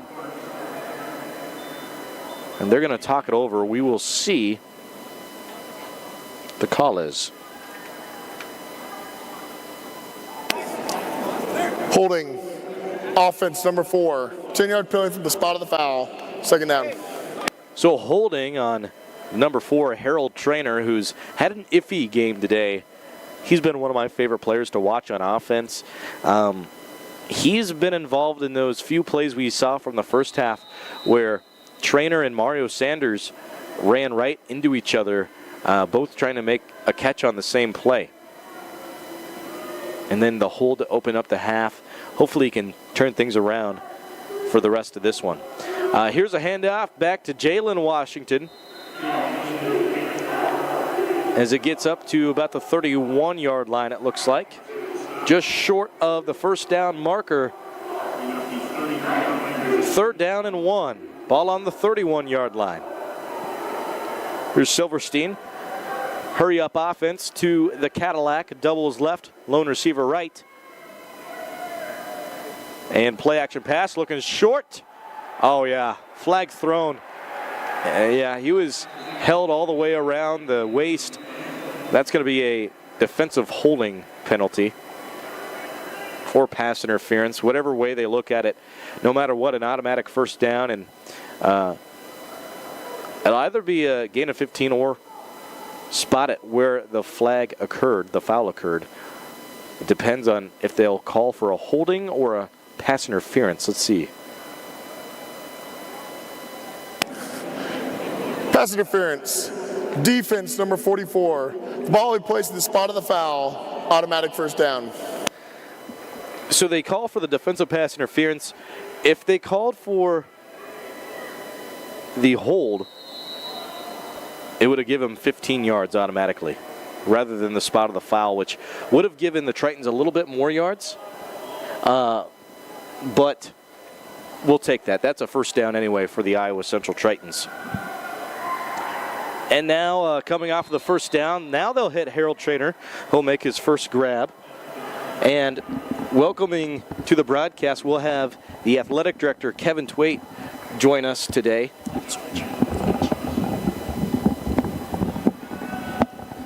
Hank, how you doing, man? Hey, how you doing? A lot better after that first half. Oh what a great first half by those Tritons, huh? It was. You know, the first two possessions were a little iffy, but hey, you know, it's a little slow to start a party, and now they really are. Look at this nice slip screen. It looks like that's going to move the chains again. 17-3 is the score. Welcoming to the broadcast the athletic director of the Iowa Central Tritons, Coach Kevin Twait. Coach, thanks for joining us today. Thanks for being here, and I mean that. Thank you for being here, coming all the way from Northwest Iowa to bail us out and do the Triton Bowl game. Thanks, Hank, for being here with you. I wouldn't miss it for a thing. I love the Game 1 Bowl and calling games for the Iowa Central Tritons, and what a great matchup we have today. Number 5 versus number 11, two top teams in the nation, and the way that Coach Conley's defense is playing today is just incredible. Phenomenal. It's just phenomenal. I think prior to their last drive, they didn't have a first down. I think they had maybe 2 or 3 in that last drive, possibly. And the other thing is the way we're running the football today. We've not run it this way all year, although our last game against Highland, who was number 2 in the country in rushing defense, we moved the pile forward and rushed the ball pretty well. This is the best I've seen our offensive line play. I love that they're getting everyone involved today. 8 different receivers have a reception. 6 different ball carriers have a carry today. So just piggybacking off of what you said, it's been a great day so far to get everyone involved. And I do think that was a part of the game plan heading into it. You know, nice post route deep. That looks like it was caught. Boy, what? Wow. Silverstein is playing an unbelievable ball game, too. And sometimes the balls he's thrown away have been his best throws, because instead of forcing it, you know what, it's not there, throw it out of bounds, let's live to play another down. And what a great pass there. And Coach Montalto, his ability to scheme up, you give that rascal 3 or 4 weeks to prepare, and his offensive mind, he's like a genius out there, and it's showing today, isn't it? He is. And by the way, that's the 9th receiver now that has been involved with the reception. Tyler Schenkelberg. What a grab that was, and another first down for Iowa Central. And they just keep on marching in. Unbelievable. That offensive line is doing a heck of a job right now. And right there, another 4-yard gain over right guard. And 2nd and 6 is really fun if you're calling plays. You got your whole play, but you can play action, you can drop back, you can run the ball again, you can do what you want. It's a heck of a deal. Especially when you're out of the gun for about 90% of your plays. No doubt about it. 2nd and 6. And this is a great Snow team. This Snow team is ranked 5th in the country for a reason. Iowa Western beat them by 7 points this year. They lost one other game by 2. They're 9-2, ranked number 5. Us being number 11 at 6-4, if we're able to pull this baby off, we'll finish number 6 to number 7 in the country in the final ranking. Oh yeah, well, what a start! Again, 17-3 against a 5th-ranked team in the country. That's going to be swatted down. Here comes a 3rd down and 6. Yep. Is this something you would have expected to see the Tritons start off like? I feel like it's such a hot start for Iowa Central. I didn't know our defense would play as well as it is playing, okay? That'd be the one thing that really strikes me. And Coach Conley does a masterful job defensively, but they're playing, they're getting off blocks, they are running the ball. We're playing great run and pass defense. And then offensively, I never dreamt we'd be able to run the ball as well as we are today, and that sets up everything else. It's been phenomenal. One of the biggest stats I have from the first half, the quarterback from Snow, Donovan Smith. Oh, nice box route. One-on-one coverage, he's still going. Down to the 8-yard line. Holy cow. Made the first guy miss and got about 15 more after the fact, huh? That's Jaquez Hall, who had a reception called back earlier from a holding penalty, so I love to see him finally get that reception, that drive that he was due for. Sets him up inside the 10-yard line, 1st and goal, ball on the 8-yard line. Tritons. And what a move he put on the corner. What a move. I mean, there's some guys that can turn on a dime and leave a nickel's change, and he's one of them, huh? What a move. Final. Fantastic. But as I was saying, Donovan Smith led the nation in completion percentage heading into this one, 66%. That first half, he was throwing 52%. Oh, my goodness gracious sakes alive. Wow. We faked the jet sweep, had it schemed up inside and trapped him inside, and he walks into the end zone, Silverstein. What an unbelievable play.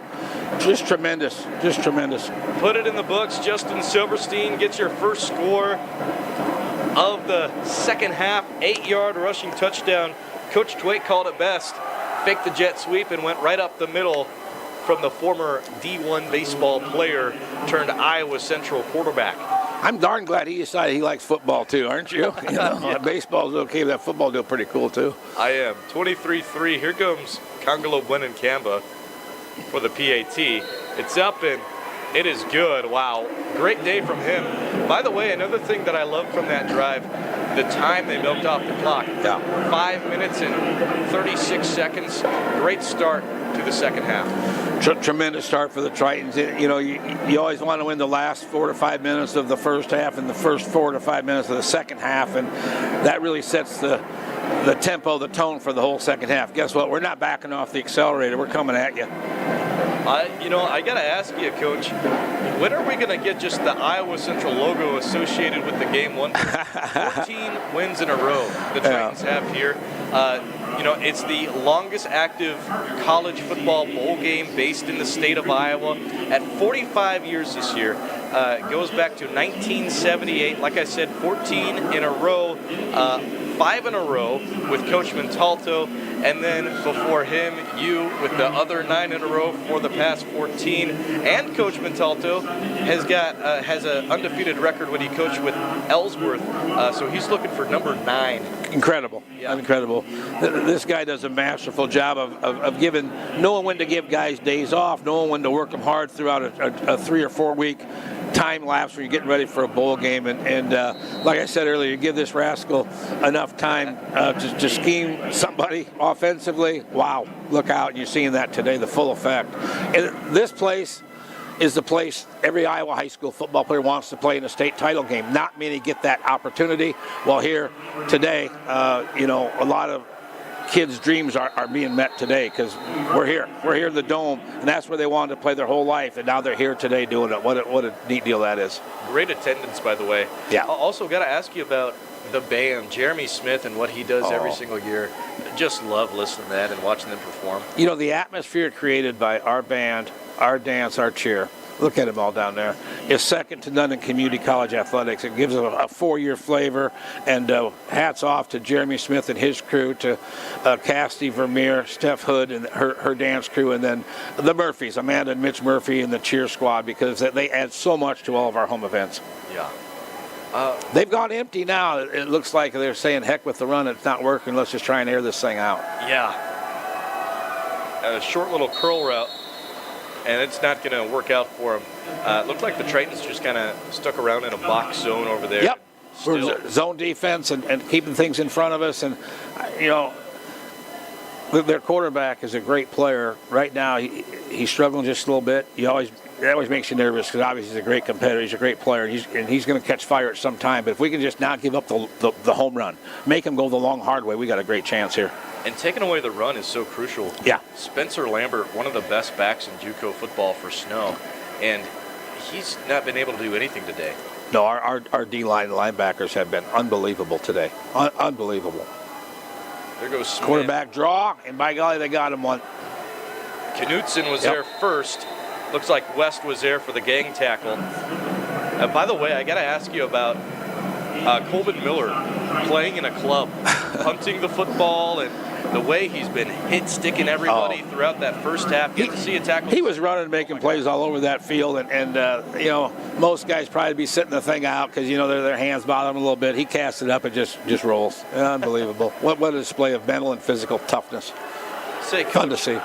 Now that we're at 24-3, 3-possession lead for Iowa Central. You've been in this situation before. What would you go to when looking at this defense with 3rd and 3? Do you stay deep in zone? Do you let up a little bit? Well, I like what Coach Conley did right there. He showed they were going to bring 6 or 7. They backed out and played a soft zone defense. Now, guess what? We give up a 10-yard out, okay? But here's the deal. Make them go the long, hard way. Because in college football, the clock's still running now. They go out of bounds. High school, it stops. College doesn't stop unless it's under the last 2 minutes. Everybody kind of forgets that. Now, this empty set, though, with a quarterback that can run, puts the defense in a bind because you have to have a spy on him. If you don't have a spy, can he run the quarterback draw? That's one extra guy to stop, not to defend the 5 receivers. So there's some issues here, and I'm anxious to see how we defend this empty set of Snow. Well, let's see. Here it comes.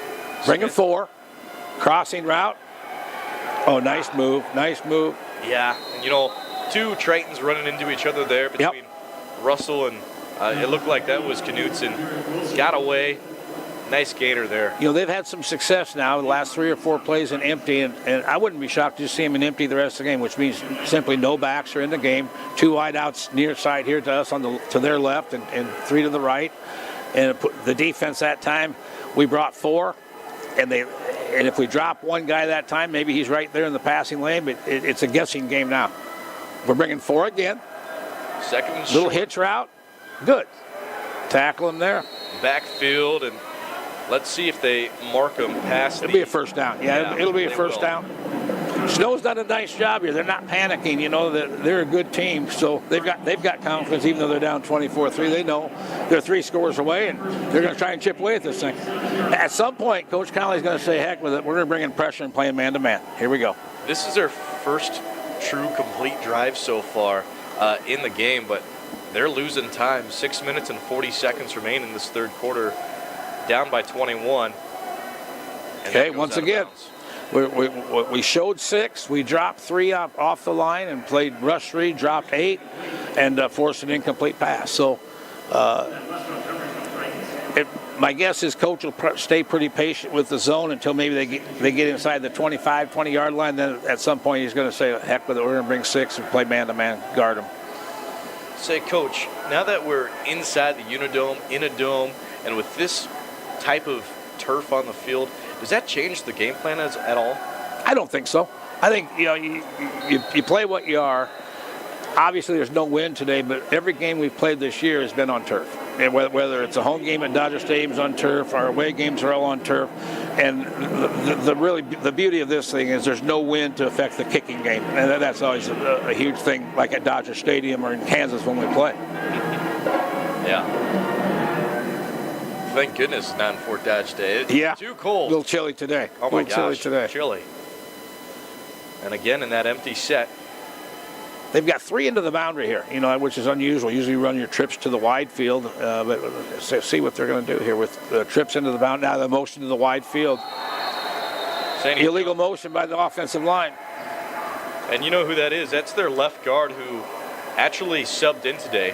Hasn't started all season long. They have an in. False start. Offense number 50. 5-yard penalty. 3rd down. Like I said, that's their left guard. Ben Vinkel, who has been their starter all season long, out with an injury. He injured himself this past Monday in practice. Okay. The backup guy coming in and has that penalty. Yep. Those are week 1 mistakes you can't have. This late in the year, you can't have unforced errors. 3rd and 15 here. And let's face it, they're 3 scores down. They're in 4-down territory right now. Say what you want. They're in 4-down territory. Oh, yes. Oh, yeah. Great job. Got the hands up on it. Knocked it down. Wonderful. That was Kelton Reed getting his paw on there. And almost Knutson who made the grab. Great play. Great play.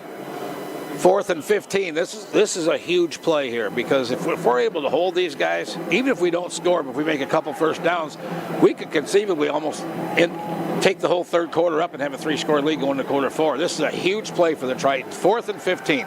They've yet to have a single play go past 10 yards. Their longest has gone for 8 so far on the day. Motion to quads, okay? So they motion across to quads. Stepping up. Yes, there we go. And brought down. Great sack. And the first of the day for the Triton defense. 88. There on the tackle, Joshua Ewan. Man, what a great play. That's so huge for the Tritons now. 24-3 lead, 6:24 left in the third period. And, that was by far their best drive, Hank. Made 3 or 4 first downs and got an empty set and kind of, that soft zone pick us apart a little bit. But Coach Conley, I really appreciate his patience. He didn't panic and start blitzing. He said, hey, make them go the long, hard way. And they couldn't do it, and we got pressure there. Just a tremendous display of defense there. Let's see if Iowa Central switches anything up now on offense. Right now in the pistol, see Ethan John in that blocking back, doubles right. They hand off to Zinn, that 3-year player. Good job by the Snow defense there. We've been getting a great push all day long, and not a great push on that play. I mean, I think their D-line won that battle. We get a yard. There's been so many great creases, just not on that occasion. But guess what the clock's doing now? It's running. It's running, and that's There's nothing wrong with that. Say, Coach, I got a stat heading into this matchup. Snow on defense, 90% of the time when they're on defense, run a man-to-man look. Is that something that you think is the best for them or ends up hurting them like it seems like it is today? Well, I think you can load the box up and be pretty good against the run, but I think against some of the RPO stuff, run pass option stuff that Coach Montalto does, and when you fake a jet sweep and scheme them inside and have the quarterback run, I think it's hard to guard the quarterback runs and some of that stuff. So, believe me, they've had a great team, they have great success, but in my opinion, a little more zone defense might be a bit more effective on occasion. I mean, 90%, that is a pretty... Yeah, that's a hefty amount of man-to-man coverage. There's no question about it. Here we go. Big 3rd and 10 here, stepping up in the pocket. Great job to feel it and take it off as Silverstein has a pickup of a little over 15 yards and another Triton first down. That's the danger of bringing 3 and dropping 8. They brought 3, they dropped 8, but they dropped so deep in their zone they did not have a spy on the quarterback. And a guy like Silverstein that's a great athlete, and he just saw 15 yards in front of him, open space, open air, went and took it. He's playing with them. Yeah. Under 5 minutes to go now, 24-3, and another first down for Iowa Central. Pistol, H-back in the set, doubles left. They're going to hand off. Yep. Nice hard run in there for a couple yards. Not quite the push we got maybe in the first half. And they probably had a little visit with their defensive line maybe at halftime, wouldn't you think? Oh, yeah. But still, clock's moving. 3-yard gain, 2nd and 7. We're in pretty good shape here. We just can't turn the ball over and give up a home run here on defense.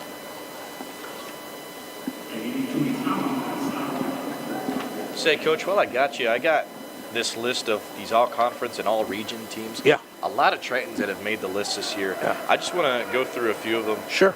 Mario Sanders, Michael Bartolotta, Jonathan Young, Dodge Saucer on the offensive side of the ball. Yeah. For the all-region team, guys like Silverstein, the similar guys that we just named. Also, Harold Trainer. Also see Ethan John make the list. Some more offensive linemen. That's just for the offensive side of the ball. Holding. Offense number 73. 10-yard penalty from the previous spot. 2nd down. Our guys, I always say to the victor go the spoils, and you reward your players that have had great years, and I think our conference recognizes, we've got some really fine football players on offense and defense, and so great for them to get those accolades. It helps them get recruited, as well. It does. It's a solid list, and when you're competing with Ellsworth and Iowa Western for guys on their rosters with those spots, it's very high accolades to pick up. Ooh. Yeah, Silverstein did a nice job there. Stepped up in the pocket, threw the ball, and we recovered. I think he threw it away. Just threw it into the ground, and there's nothing wrong with that. Live to play another day, another down, and I'm not so sure halfway through the season he would have tried to force that maybe in there and maybe risk an interception. I think that was a real heads-up play by Justin. This is a tough one now, 3rd and 16. Do you notice what happens on an incomplete pass to the clock, Hank, by the way? It stops. Okay, I didn't want to make sure you realize that. We've gone empty now, and we've had some success against these guys in empty today, for sure. Motion to the wide field. Now we get trips to the wide field. That's Hall. Yeah, little screen set up. Got a flag in the backfield as well. I think it's holding. I would think they would decline this penalty and make us punt, but maybe they're going to force us back and punt from farther. I'm not sure. I tell you what, though, if we get that ball complete, we had a lot of room out there. Yeah. It was just a illegal block below the waist. Offense number 73. That penalty's declined. 4th down. Okay. Illegal block. We'll be forced to punt from our 46. And like what you were saying, is that's nice because it also stops the clock. Yeah.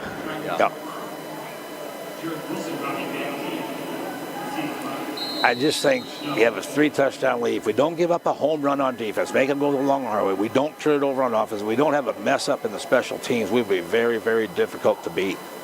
Here we go. Colvin Miller with a nice pooch punt towards the 15. Nice punt out there, you bet.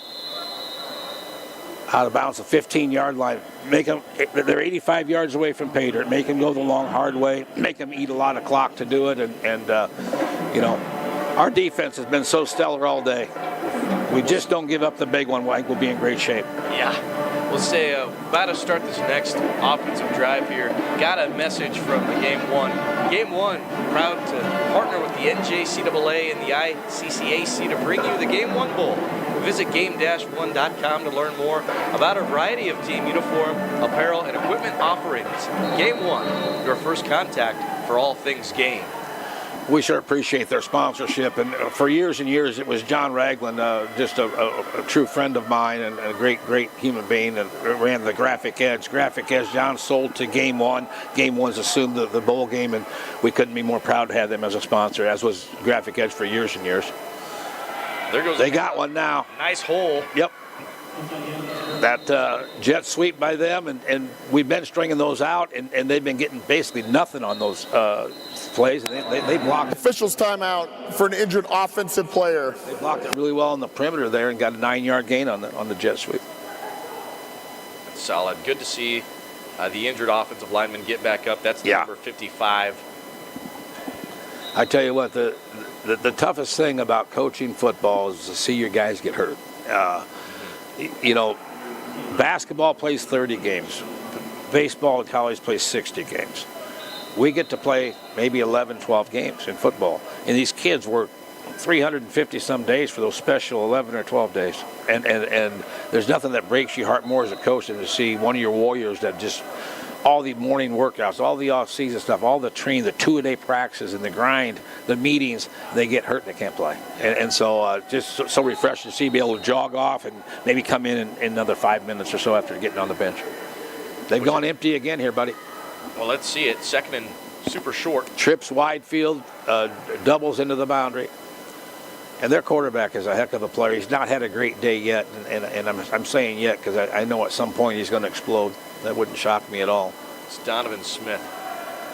Oh, man, he threw it to us. Picked off. They're going to call interference on us. Oh. Yep, unfortunately, and I think it's a good call.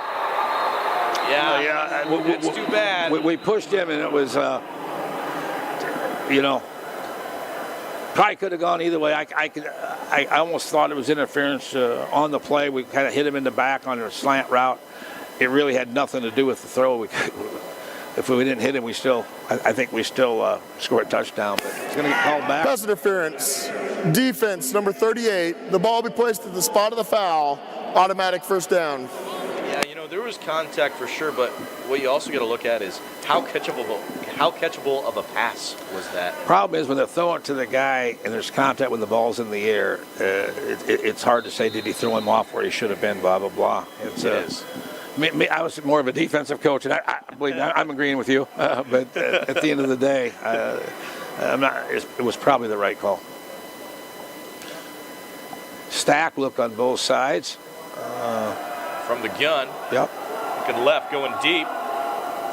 Boy, really nice coverage. I'm telling you what now. Hey, that takes guts. That's the guy that just picked you up, Eli West. Yeah. And to go right back to him, overthrow him, I'd say thank goodness, because I think a true interception would have been right in his back pocket. If not. No question about it. You know, they stack them, and one guy runs it out, one guy runs a deep route, and our safeties and corners played it beautifully. We had help underneath from the outside linebacker, Miller, there. We have 3-on-2, and it's one thing I like about the scheme.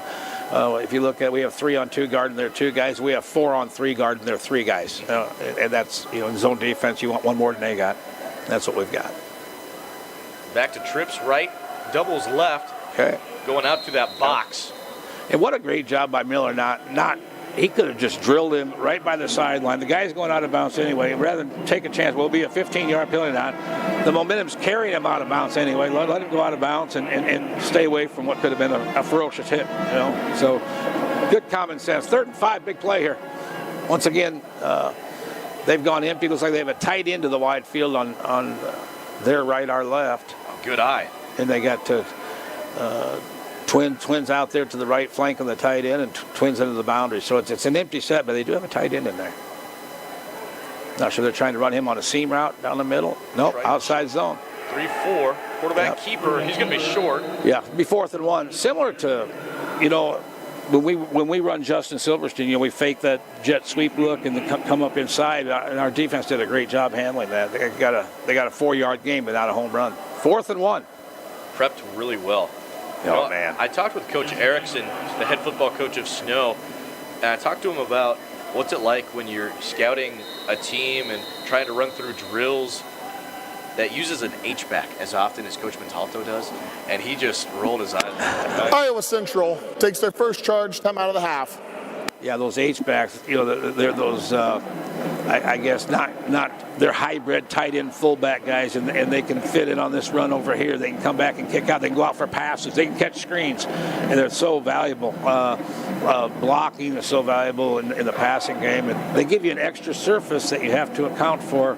So instead of just being A, B, and C gap, now he's there. You got D gap too. Who the heck's got D gap? There's a lot more to the equation. The H-back, different than tight end, can go in motion. Now he can be move from right to left or left to right. Now your D gap's on the other side.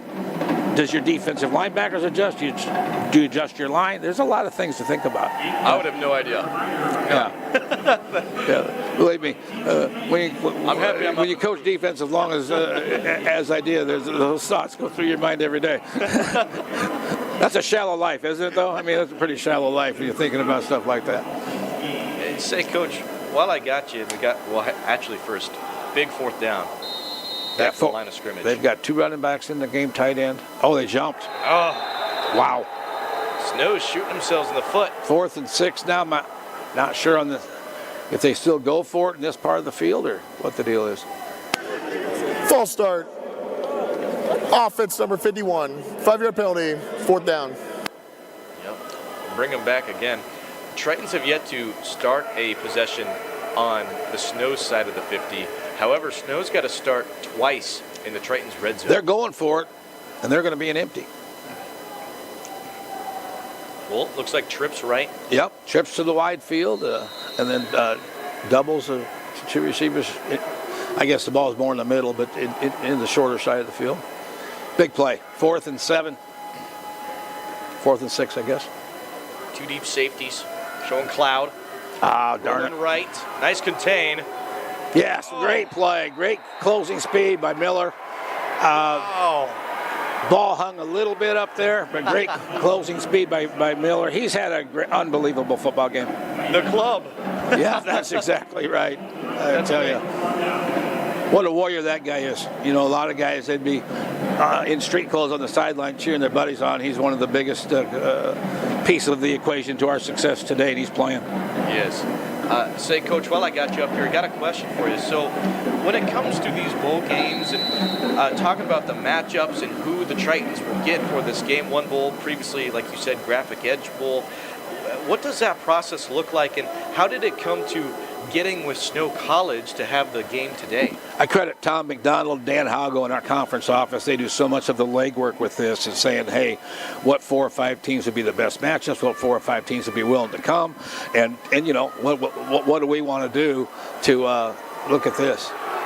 Oh, nice job, direct snap, and run a little counter play with the quarterback. That's Taylor who just came. Yeah, wow. That's very nice. Taylor. Very, very nice. And he's going to be a good one, by the way. He'll be a fine quarterback. So, there's a lot of behind-the-scenes stuff. If Snow would have been ranked in the top 4, we couldn't have got it. They'd been in the playoff. But we wanted to get the highest-ranked team we could get. That way, if we could happen to beat them, we'll be in the top 10. And by golly, we were able to pull this thing off, provided we win the game. Now, this game's a long ways from being over because they've got some guys. But you know what? We got some guys, too, don't we? Yeah, no kidding. Say, since 2019, there's been 2 other games that the Tritons and Snow have gone up against each other against. Snow has taken both of those games.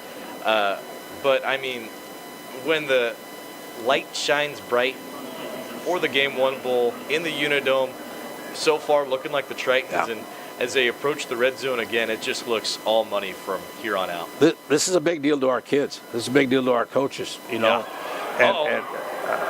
Now, that's all the fumble, they're letting it play, going towards the end zone. Here comes the chase down, trying to bat it out now. No touchdown. Tell you what, that's what we couldn't have had happen. You talk about it, we just can't give up something cheap, and now our defense is out there, and we've given them hope. That's in the game of football, it's a 3-hour game. It's not an hour and a half. There's always going to be ups and downs and peaks and valleys and highs and lows. In that case, they forced a fumble and they picked it up and ran. And let's see if we can't bow our necks here and keep them out of the end zone. That's right. Taylor, though he's young, he's learning, and he'll have another year. Yeah, no doubt about it. Well, now for the third time today, Snow gets to set up in the Tritons red zone. Let's see if they can capitalize. Reverse. Oh my goodness. This is big. This is huge. Wow. Go. Come on. Still on his feet. Oh my goodness. I tell you what, I thought he handed the ball off on the reverse. Hank, he faked it, threw the ball, and what an interception. That's quarterback 1, Stefan Sawan. Boy. The INT and return to about the 50. Was that a huge football play? Oh my gosh, because that was fantastic. But, what couldn't have happened, right? And our defense bowed its neck, and we forced a turnover, right? Back-to-back turnovers, right? I mean, they forced a fumble, went down to our 10. We get an interception, run it back to the 50. And to come off a trick play. Yeah. Fantastic. And back to the offensive, the varsity starters, Silverstein checks back into the game. We also have Adriel Fussell check in too. Had a nice carry earlier. Oh, deep in route. Oh, now. Incomplete pass. Good hustle by the offensive lineman getting over there just in case, though, wasn't it? Heavy traffic, yeah. I tell you what, the ball's a pretty precious commodity, and you have a 21-point lead. So I hope we want to take care of that rascal just a little bit better. Take care of that oblong thing. By the way, from that fumble we saw earlier from Trevin Taylor, Jaquez Hall, for him to come back and stop that touchdown from happening. And yeah, that was a huge play. No question about it. Well, Silverstein's back. He's rolling around. We got a helmet come off from one of our offensive linemen. What a throw! Out of bounds. Wow. Yeah, I was saying out of bounds. Out of bounds. Just a great throw, great catch. Just out of bounds. Wow. I believe, was that Malloy that time, I believe? No, that was lacking. I apologize. But oh my God, what a throw. We're looking at third and 10 with 2 seconds left here, and this will be the last play of the quarter. So this is an interesting spot. No matter what, final play of the quarter, as you said. Yep.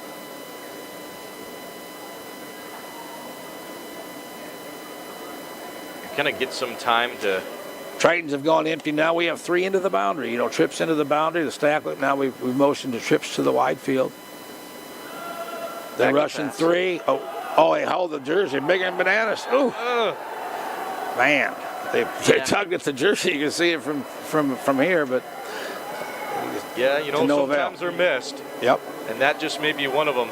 That'll also close the quarter 24-3. Well, that's another quarter down. That is the end of the third quarter. The rest of this game, the Tritons to succeed at. Yeah, I think it comes down to, if you'd have told me we're going to be ahead 24-3 to number 5 Snow with 1 quarter left, I tell you what, I think everybody on that sideline wearing blue would be really happy. We just have to finish the race here, and it comes down to 3 things. Let's not turn it over, okay? Let's not give them a home run. Don't give them that 25-yard play or 30-yard play. Make them go the long, hard way. And then, special teams. Let's not have a mistake, a dropped punt, or let's not have a blocked field goal where they pick it up and scoop and score for 70. Because 21 points is a big lead. But I also know I've been around a lot of college football games. Weird stuff happens, and sometimes weird stuff happens in this building. But so far so good. I can see Coach Montalto getting his 10th victory in a row in here in the bowl game, and I can see us getting our, I don't even know how many in a row would it be? 15 now coming up on. Wouldn't that be crazy? 15. That'd be a big milestone, I'd say. Tremendous. That's got to be a record. I don't know if it is or not, but it's pretty cool. It's pretty cool. Kind of gives you goosebumps, actually. Hank, I got to get running to a couple things, but I want to tell you this.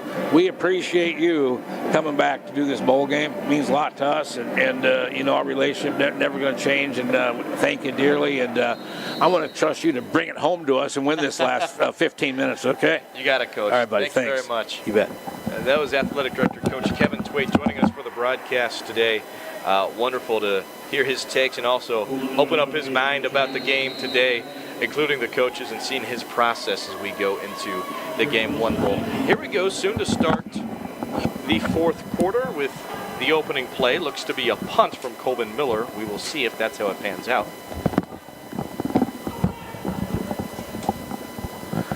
And we get going. And no, it's a fake. Colvin throws it. No one looking for it. Oh, penalty comes out. Penalty marker comes out. How in the world how could he even throw that? That's incredible. Again, with a club on his hand. You can see it there. It kind of blends in with the jersey. Is that illegal formation? Offense, 5 men in the backfield. That penalty's declined. The result of the play is a turnover on down. First down, Snow.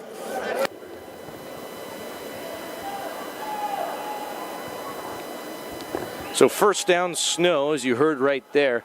14 minutes, 56 seconds on the clock. It's the fourth quarter. You're listening to the Game 1 Bowl. And watching on your screen as well, I'm Hank Yambros with you for the ride. And, oh wow, got some substitutions coming in. Coach has made a decision. He needs a change. At quarterback, Cayman Best checks into the game. A sophomore. He's got a tall task to do. Not impossible, 3 possession lead the Tritons have at the beginning of the quarter. You see crazy stuff happen all the time. You never know. Gotta stay up to 100% on your effort. And they even get out of the empty set, moving to now the gun with a tailback in either as a blocker or receiver. That time they'll go short to a box route, also incomplete. Makes it 3rd down and 10.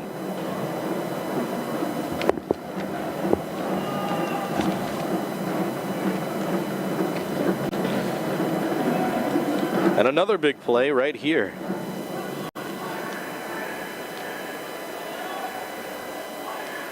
Twins on each side. From the gun. Backup quarterback Cayman West is in. Off the ground. Throws it short. Oh, deflection coming. Heavy traffic. Great defense there by Aaron Warren to make sure nothing was sent over his way. Staying on the 50-yard line. You got to go for it here. Again, down 3 possessions. You haven't had the mojo today. It's been a rough day to be a Badger fan. Iowa Central wants another big stop. They have kept their varsity starters on the field. No switches from here. Comes a man in motion to go to the open field and trips. Fired a deep post. Picked off! Picked off! Wow! Big interception by Deuce. And that's the guy that was due the interception, Stefan Sewan. Picking up number 2 on the day. Oh my gosh. Stefan Sewan, have yourself a game. 2 interceptions in the second half. It almost had 3, but was called back. Incredible. Just incredible. 1st and 10, ball on the 29 from the pistol. Doubles left, Ethan John in at tight end. You can see him there, big-bodied guy. He's the biggest offensive guy the Tritons have. Here's a stretch play for Zinn. Zinn gonna have a gain of 2 yards, it looks like. Might give him an extra. Nope, they'll leave it at 2, 2nd and 8. Hey, staying with the broadcast, I'd like to shout out the folks that have been able to make these broadcasts happen. The Iowa Central TV radio production program for getting me on air. The setup time. These student workers, they put a lot of time and effort into making these broadcasts possible. And to close out the football season like this in the Unidome would be a great way to do so for them. So kudos to them. As well as Rusty McNeil helping out with the live streams from back in the truck. And, of course, our sponsors of the broadcast all season long with CJ Bio of America, Rash Construction, CNOS, Avela Bank, Mark's Auto Mart, and Calvert & Johnson Insurance. Thank you very much for sponsoring the broadcast and all you do for Triton Nation. We'll stay here in the pistol. 3rd down and 9. Back to pass, stepping up to avoid the pressure. Oh, my gosh. His pocket presence today has been phenomenal. Oh, pick. Yeah, tipped and picked off. What a play. There's a flag back towards the 43-yard line. This could stay as an interception by David Sturzer. Deflected it, but it rolled up high and ended up catching it midair. Pass interference, defense number 20, 15-yard penalty, automatic 1st down. And the guy who caught the interception, or what would have been an interception, is called for a defensive pass interference. It's coming back in favor of IC3. 24-3, 13 minutes, 26 seconds remain. Man, what a day. What a day. Pistol. H-back in the set. I believe that's Bartolotta down there. Doubles left, lone receiver right. Firing to that lone receiver. It's caught in open space. Wheels, speed, the whole shebang into the end zone. Harold Trainer scores his first of the day. Wow. I'm so happy to see that guy get in the end zone. He had a rough first half. Running into Mario Sanders running into him, had a drop. You could tell I don't want to say he wasn't ready to go, but wasn't playing his best football in the first half. To see him score a trademark touchdown like that, the Harold Trainer way, all the way into the end zone for about 50 yards, that's phenomenal. And another touchdown to add to Justin Silverstein as well is great too. Here comes the kick. It's up, and it's good. Congolo and Kamba gets another one through the upright. 31-3, 13 minutes, 15 seconds remain. What do you say? Let's take another break. We'll be back in 30 right after this. Offside. Defense number 13. That penalty's declined. The PAT is good.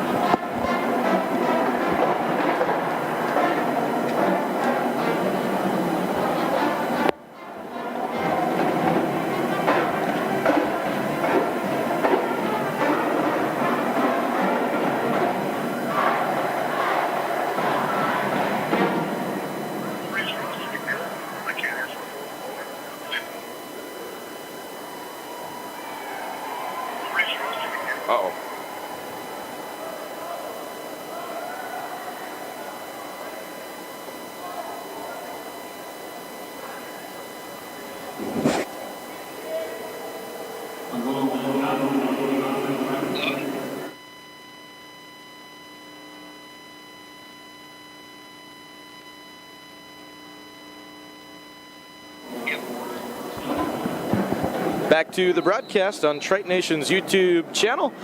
Just saw a near 50-yard receiving touchdown for Harold Trainer. Another fantastic play. 31-3 is the score. As a Triton alumni, I must say that I am quite proud to be cheering on my guys from up here in the booth. Got some live stats to share with you.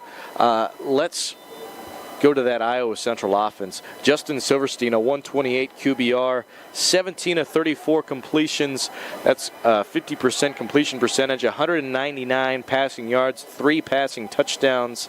The receiving stats, Harold Trainer, 2 receptions, 61 yards. Just saw that touchdown score. Officially that play, by the way, 55 yards from the last touchdown. Jalen Lueth, 3 receptions, 54 yards. Jaquez Hall has 3 receptions, 29 yards. Lorenz Lacking, 2 receptions, 17 yards. Mario Sanders, 2 receptions, 16 yards. Michael Bartolotta, 1 reception, 16 yards, and a receiving touchdown on his 1 catch. Tyler Schenkelberg, 1 reception for 9 yards. We got Javonte Williams, who has 2 receptions for 7 yards, also receiving touchdown. And then Spencer Zinn, he has 2 receptions, good for 4 yards. And Snow returns to the action on the field.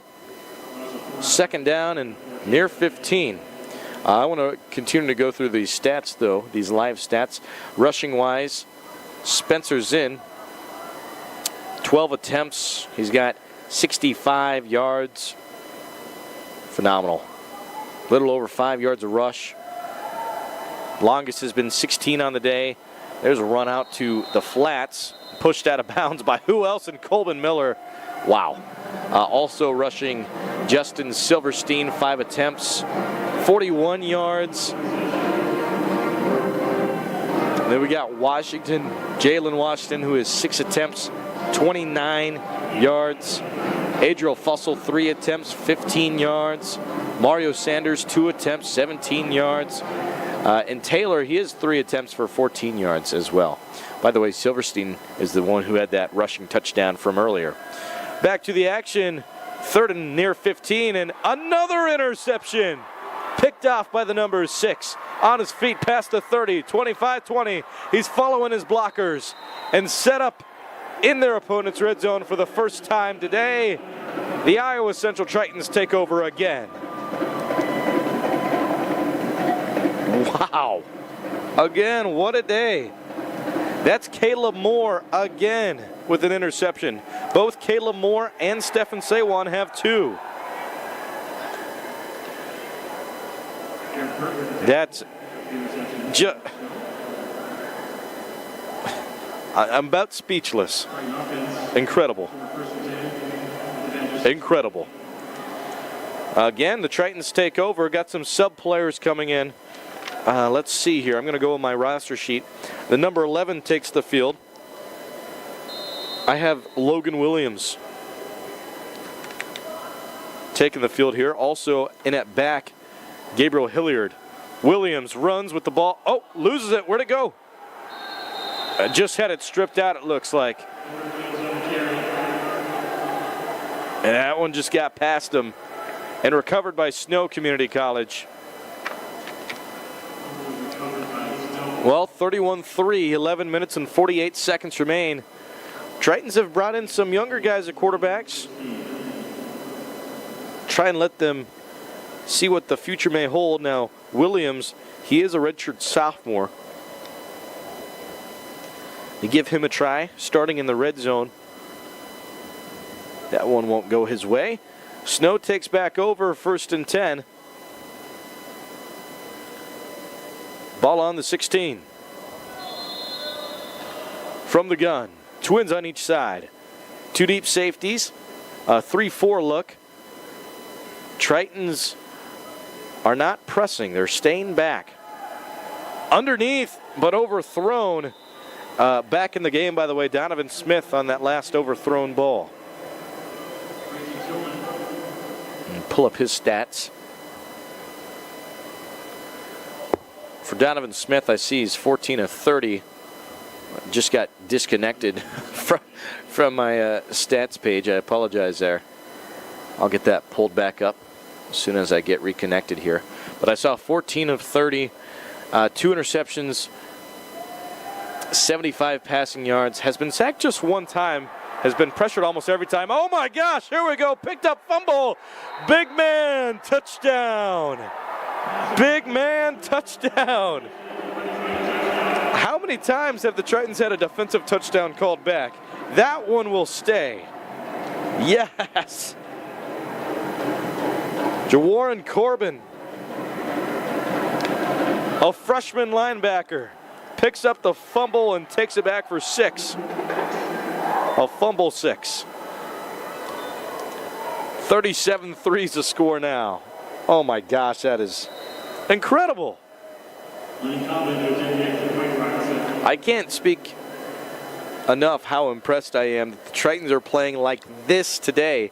37-3 against the number 5 team in the country, who's very legit, played great every single week, and just phenomenal. Phenomenal. Miss PAT by Congolo Bwin and Kamba. What do you say? Let's throw it to another break. We'll be right back in 30 seconds, right after this on Triton Nation.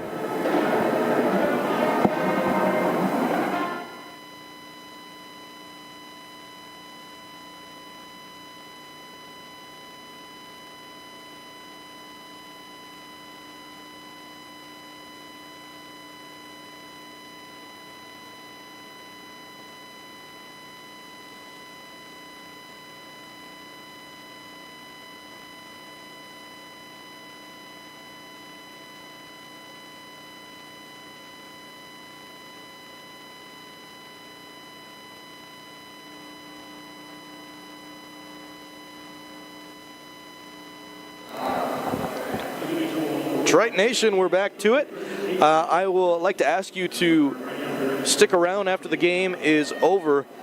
We'll have a post-game report. Also, hopefully in that time, the MVP of today will be awarded. The Game 1 Bowl defensive and offensive MVP, as they do each and every year. So stick around for that. Very crowded race for the defensive MVP. Tritons have two different guys that both have 2 interceptions apiece. One of those guys, not Colvin Miller, but Colvin Miller's been awesome today.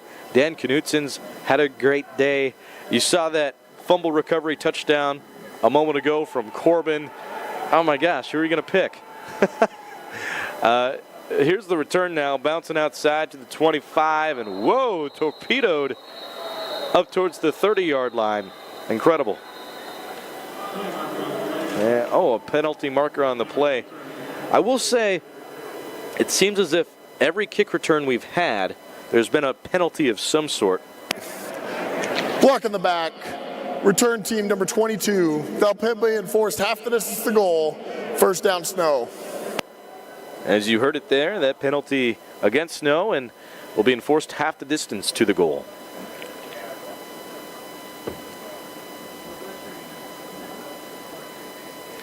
(37-3).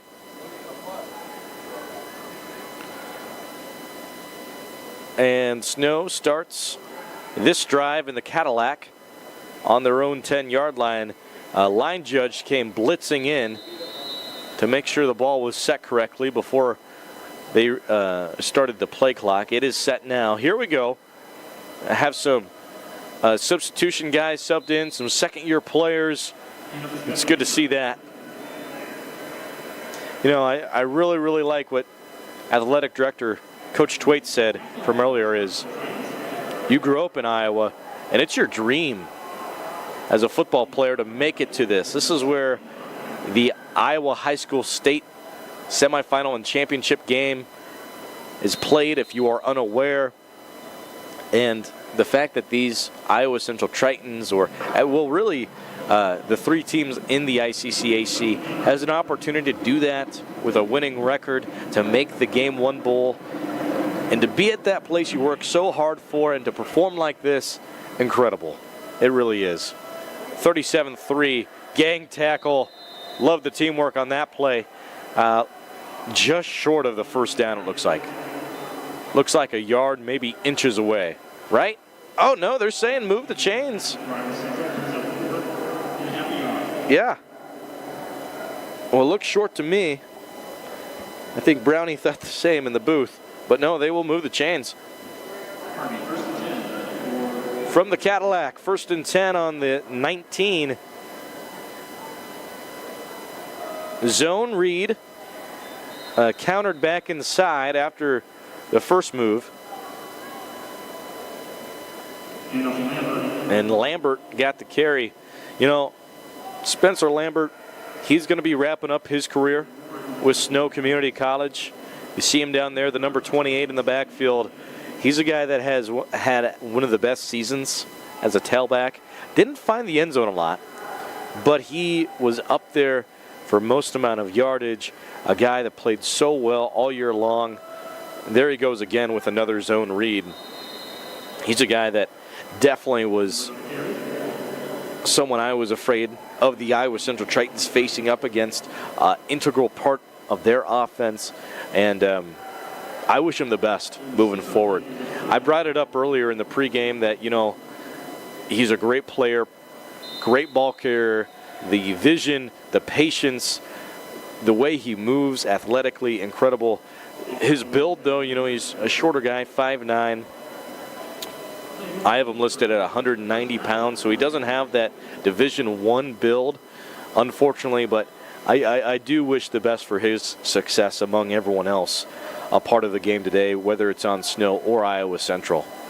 1st and 10, 29-yard line, and there he goes again, running hard. Running hard. He's going to get to the 35.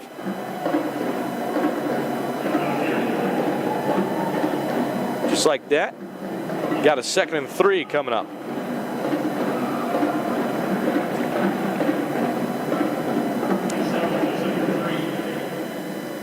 Comes a second down and 3.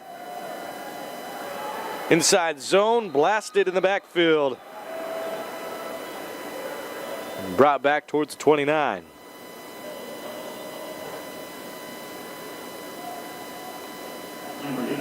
That was the original line of scrimmage. They will call it dead straight away. That'll help snow out. Under 8 minutes to go. It's 37-3. Tritons are dominating.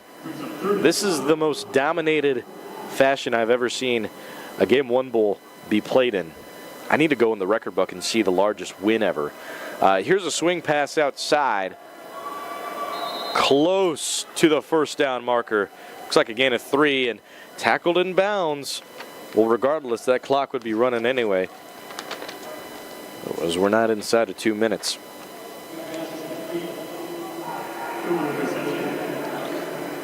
Seven minutes, 20 seconds, and we're still winding down. Going back and taking a look at the books from the Coach Montalto era. Nice tackle, stop on 4th down. That's a TOD. Tritons take back over on offense. As I was about to say, looking back at the Coach Montalto era, which began 6 years ago. So we go back to 2017 and taking a look at the Iowa Central Game 1 Bowls that have been played since then. This would be the largest win if it stays. Most recently, the Iowa Central Tritons in 22 beat Trinity Valley 31-24. Then they beat Monroe College the year before 35-27. They beat New Mexico Military 23-21. Nassau 31-28 in overtime. You see how close these last 4 games are? And again, they get the best of the best competition. So to do this is incredible. Look at that lane. Gabriel Hilliard. Speak about ball carrier vision. What a play. Gets all the way up past the 10-yard line. Oh no. Caught his knee short of the 10. Put him on the 11. Still phenomenal. 1st and 10 on the 11. 6.5 minutes to go. Another switch up at quarterback for these Tritons. In the pistol. Man moves in motion and play action boot. Looking right. Firing. End zone. Oh. Just in and out. Almost picked off. I don't think the defender had a good look on the ball on that second look there. In now, Bryce Asprengren of Polk City, Iowa. 37-3, 6 minutes and 23 seconds remain. Second and 10 on the 11 in the pistol. Tight end in the set, doubles left, lone receiver right. Here's a switch to make the trips. Handoff, following the blocks. Oh, and falling over. Looks like the back got to the 8. Uh-oh. Looks like Hilliard is a little rattled. That looked like a non-contact injury. He's okay. He's up now. He grabbed at his shoulder at first. It looks like he'll be okay. 37-3, 5:55 on the clock.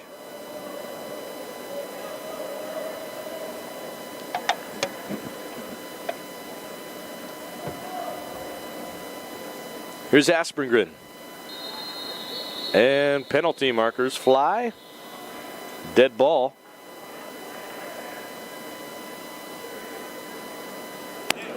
False start. Offense number 81. 5-yard penalty. 3rd down. False start against 81 there. That's Achille Maddox. Freshman out of Iowa City High. He's played in this dome before. That Iowa City team always tough. 37-3, 5:35 towards the end zone. Oh, targeted Smith, but well, it was a little high. Penalties are thrown. I wonder if they're going to call a pass interference on the defense. Again, you get 3 yards there to do whatever you want to that receiver. Not a lot of room, but still plenty. and I think they just let them get too far before they made Pass interference. Defense, number 30. The ball will be placed at the spot of the foul. Automatic first down. Yeah, see, a little too physical there. Past those 3 yards off of the line of scrimmage. Got to hit that beforehand. Well, that's an automatic first and goal on the 5 now. From the pistol, Twins on each side. Handoff, diving for the end zone, and another touchdown. Another touchdown for Iowa Central. That's the number 29 that time for the score. That would be Anthony Eaton. And looks like the Tritons will send out a new kicker to take this one. Logan Mayberry of Northwood.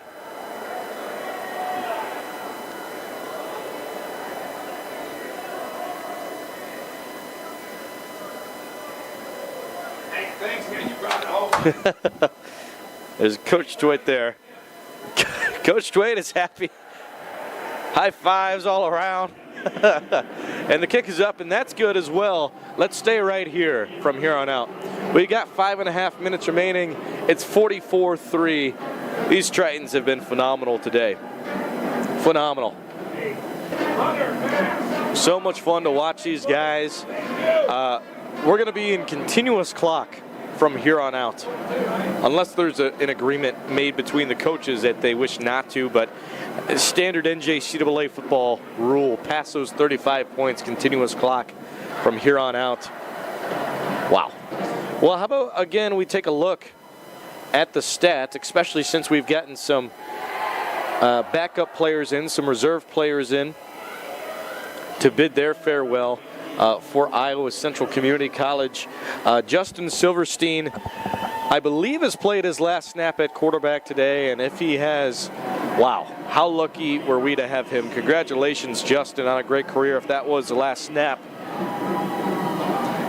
He'll finish 17 of 34, 50% completion percentage, 199 passing yards, 3 passing touchdowns, also had a rushing touchdown today.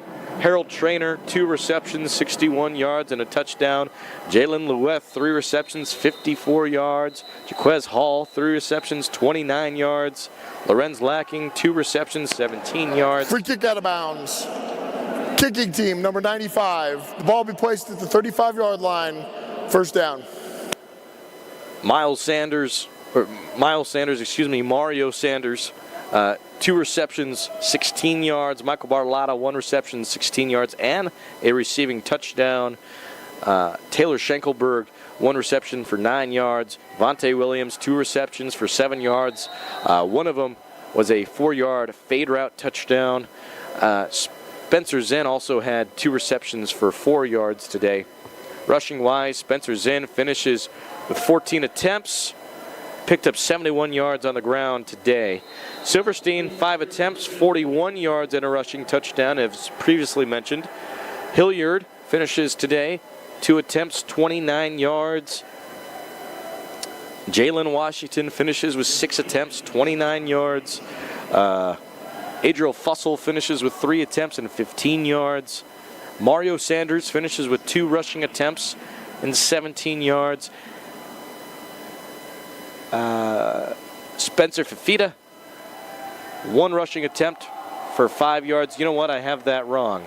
I don't believe that's Fafita. That would be the other 29. That would be the other side of the ball. I have this wrong online. That would be Anthony Eaton that had that rushing touchdown that went for 5 yards. And then Logan Williams also had that attempt where he fumbled on. And also Taylor, 3 attempts, 14 yards. Very awesome day for the Iowa Central Tritons on offense and defense today. Pass interference. Defense, number 23. 15-yard penalty. Automatic first down. 44-3, 4 minutes and 49 seconds remain. Automatic first down. You heard the penalty. From the gun, Twins on each side. Tritons with a 3-4 look. Going short. Oh my goodness. A closer step on the ball, and that might have been picked off. Great coverage there from the number 44. That's Tyrell Brooks.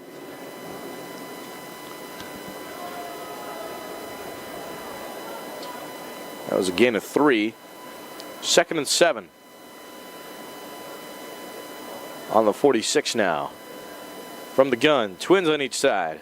Back to pass, looking right, firing deep, long ball. Oh, missed him there. Great coverage. That's 42 on the coverage. Jaleel Jones. 3rd down and 7 coming up.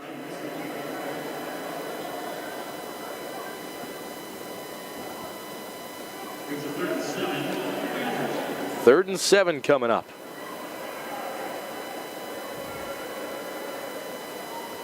Four minutes, 16 seconds remain. Back to pass. Looking underneath, nothing there. Penalties are thrown. Maybe a roughing the passer, maybe a late hit. I was looking at the ball. I didn't see if there was extra. Personal foul, roughing the passer. Defense, number 92, 15-yard penalty, automatic first down.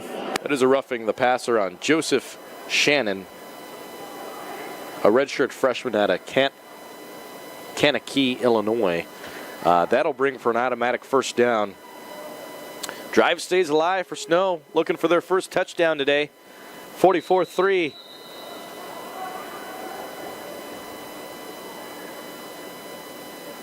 In the gun, trips right, lone receiver left, rolling right. Looking back over the middle of the field, contact.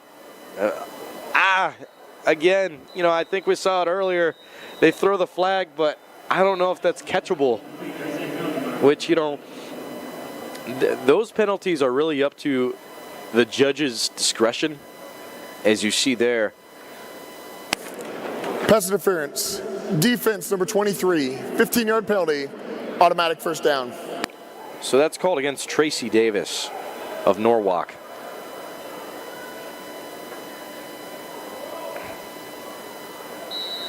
First and 10 from the 17-yard line. Trips right, lone receiver left. No deep safety. Man coverage, no press.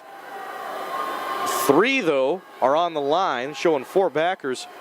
And, nice wrap. Gain of 1, 2nd down and 9. 3 minutes and 45 seconds remain.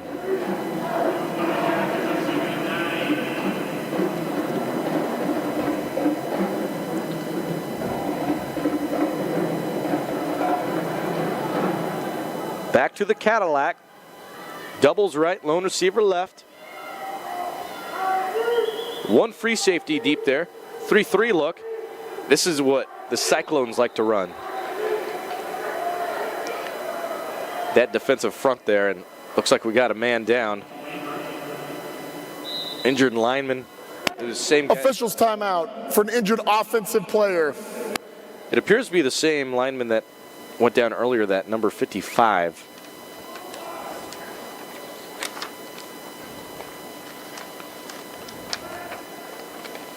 So he's getting looked at. 44-3. Again, I got to give a big thank you to our sponsors of the broadcast, CJ Bio of America, Rash Construction, CNOS, Avela Bank, Mark's Auto Mart, Calvert & Johnson Insurance. Thank you so much for sponsoring the broadcast and all you do for the local area. And also a message from Game One, who is the premier provider of apparel, uniforms, and equipment, unifying teams and fans in schools, clubs, and organizations. Visit GameOne-.com to learn more about our variety of apparel and equipment offerings. Game One, your first contact for all things game. It's good to see offensive lineman number 55 get up, walk off the field to his own power. And that is Romeo Tiumalu. who's walking off there.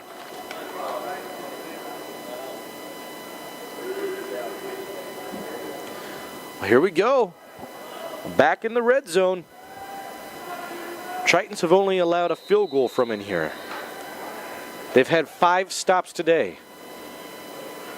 44-3, 3 minutes, 5 seconds remain. In the gun, back to pass. Big play here, over the middle of the field, got him. There's a touchdown for Snow. They're one of the game. And that touchdown, looks like the number 14 made the score there. I have to go on my roster sheet to pick him up. That's Jared Wilson. Jared Wilson, who makes the reception on 3rd and long.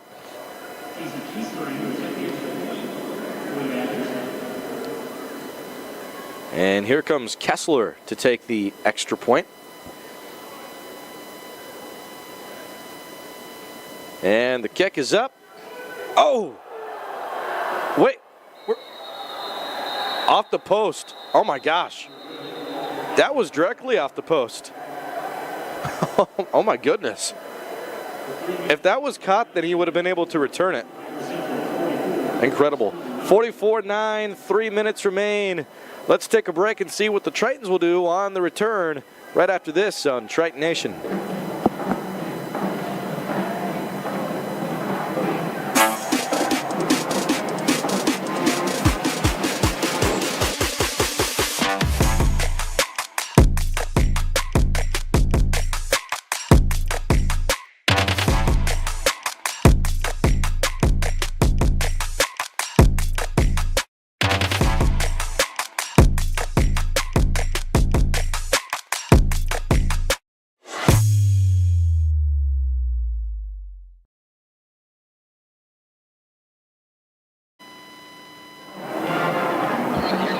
Triton Nation, back live on the YouTube channel. Thanks for making us part of your day. I'm Hank Ambrose with you for the ride. It's 44-9. Great day to be at Triton. Snow College, you know, not going to be the outcome they wanted for sure, but they've fought every down, so got to give them props for that. Got to get the guys set. Here you go. And back deep. Great kick. All the way to the end zone. Tritons will take over with exactly 3 minutes to go on the clock. And again, stick around. We are going to be broadcasting a post-game show, checking out the live stats one more time, offense and defense. Also want to stick around to hear the offensive and defensive MVP of the game. And, of course, the short ceremony where they give out the trophy. The Game 1 Bowl trophy, the 45th edition. 44-9. And even with this 35-point lead, it would still be the largest Game 1 Bowl victory in the Montalto era. Again, I'd love to go back and see the biggest win or the largest victory of all time. There's Logan Williams, who's brought back onto the field. Redshirt sophomore, had a fumble earlier, got the quarterback keeper that time. Called dead. Let's see where they placed the ball. Same spot of the original line of scrimmage. Here's a 2nd and 10 now.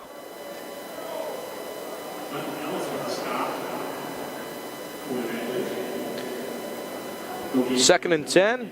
Ball on the 25.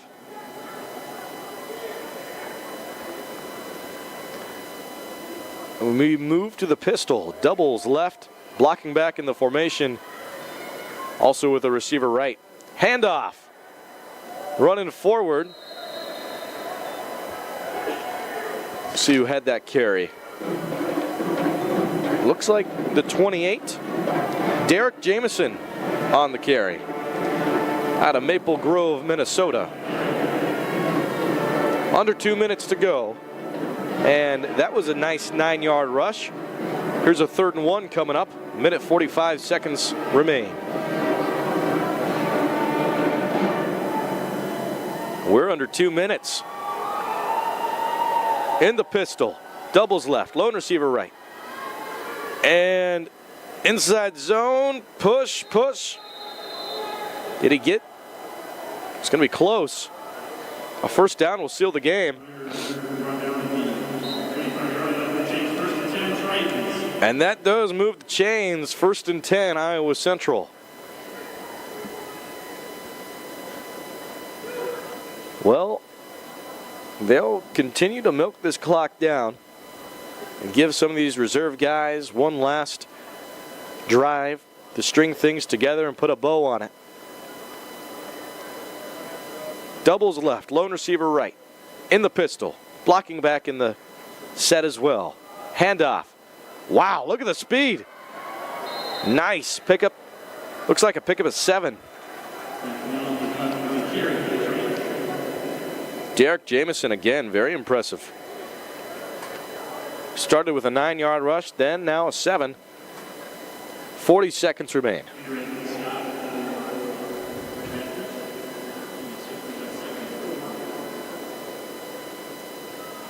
.44-9 in this 4th quarter.